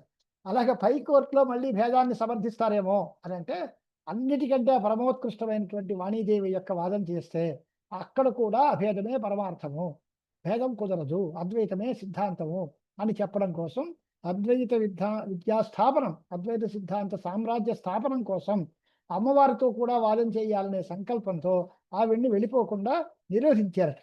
జానామి దేవీం భవతీం విధాతుర్దేవస్య భార్యాం పురభిత్సగర్భ్యాం ఉపాత్త లక్ష్మ్యాది విచిత్ర రూపాం గుప్త్యై ప్రపంచస్య కృతావతారాం అనే మాట చెప్పారు ఆయన. చెప్పిన తర్వాత వ్రజ జనని తదాత్వం భక్త చూడామణిస్తే నిజ పదం అనుదాస్య అభ్యనుజ్ఞాం యదయితం. అంటే తల్లి వెళ్ళదు, కానీ నేను ఎప్పుడు నీకు పర్మిషన్ ఇస్తానో, ఎప్పుడు నువ్వు వెళ్ళొచ్చు అని నేను అంగీకరిస్తానో అప్పుడు వెళ్ళదు, కానీ అంతవరకు ఇక్కడే ఉండు అని. నువ్వు సరస్వతీదేవి అని తెలుసు, బ్రహ్మగారి ఇల్లాలు అని తెలుసు, నీకు అంచేత లక్ష్మీ మొదలైనటువంటి దేవతల చేత ఆరాధింపబడేటువంటి దివ్యమైన విగ్రహం గలదానివని తెలుసు. అయినా సరే ఇప్పటికిప్పుడు నువ్వు వెళ్ళిపోవడం కుదరదు అనే మాట అన్నారు. అక్కడికి 8వ సర్గ పూర్తి అవుతుంది. తర్వాతలో ఆవిడ మరి మా భర్తనైతే నువ్వు జయించావు కానీ నన్ను జయించలేదు కదా అనేటువంటి మాట కూడా చెప్పింది. అలాంటప్పుడు అయితే సరే ప్రశ్నించండి అన్నారు. ఆవిడ కామకళా విలాసాల్లో కొన్ని ప్రశ్నలు చేసింది. దానికి సమాధానం చెప్పడం యతి ధర్మానికి విరుద్ధం కనుక నేను ఇప్పటికిప్పుడు చెప్పకూడదు, కొంత సమయం కావాలి అని ఆచార్యులు అడిగారు. దానితో అమరకరాజు శరీరంలో పరకాయ ప్రవేశ విద్యతో శరీరంలో దూరి అక్కడ కామకళా విద్యాసాలన్నీ తెలుసుకుని తర్వాత ఆయన సమాధానం చెప్పారు. ఆ జగన్మాత శారదాంబ కూడా దానికి అంగీకరించి నువ్వు సర్వజ్ఞుడివి, ఇది విజయం పొందావు అనేటువంటి ఆమోదం తెలియజేసింది. అప్పుడు మళ్ళీ వెళ్ళిపోతాను అంటే అప్పుడు కూడా మళ్ళీ వనదుర్గా మంత్రంతో బంధించి శృంగేరి క్షేత్రంలో భక్తానుగ్రహం కోసం నువ్వు ఇక్కడే ఉండాలి అని ప్రార్థించారు. అంచేత అద్యాపి శృంగేరిపురే వసంతి ప్రద్యోతతే అభీష్టవరాన్ దిశంతి అనే శ్లోకం రాశారు విద్యారణ్యుల వారు.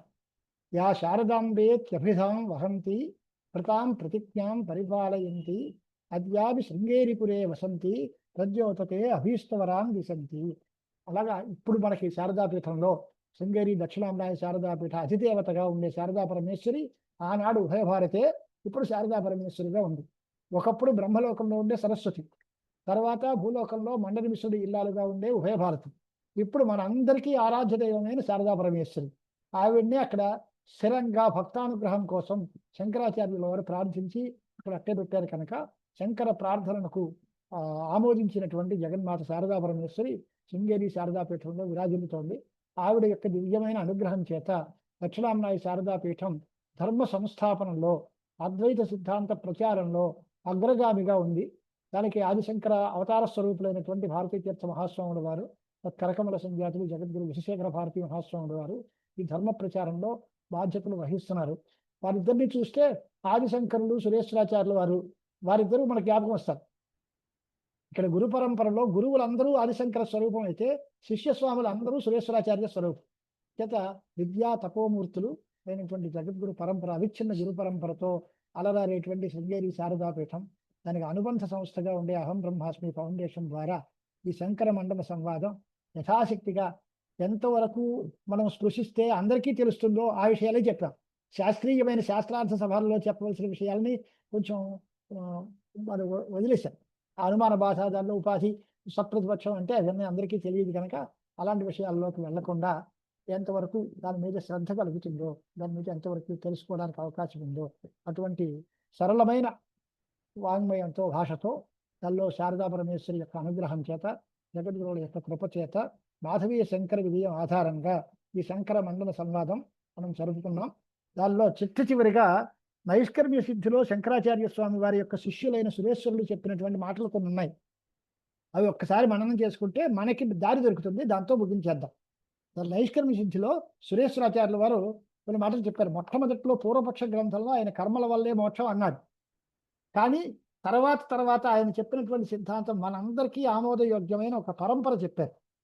ఆరురుక్షోర్ మునేర్యోగం కర్మకారణముచ్యతే యోగారూఢస్య తస్యైవ శమఃకారణముచ్యతే అని భగవద్గీతల్లో స్మృతులు ఉన్నాయి.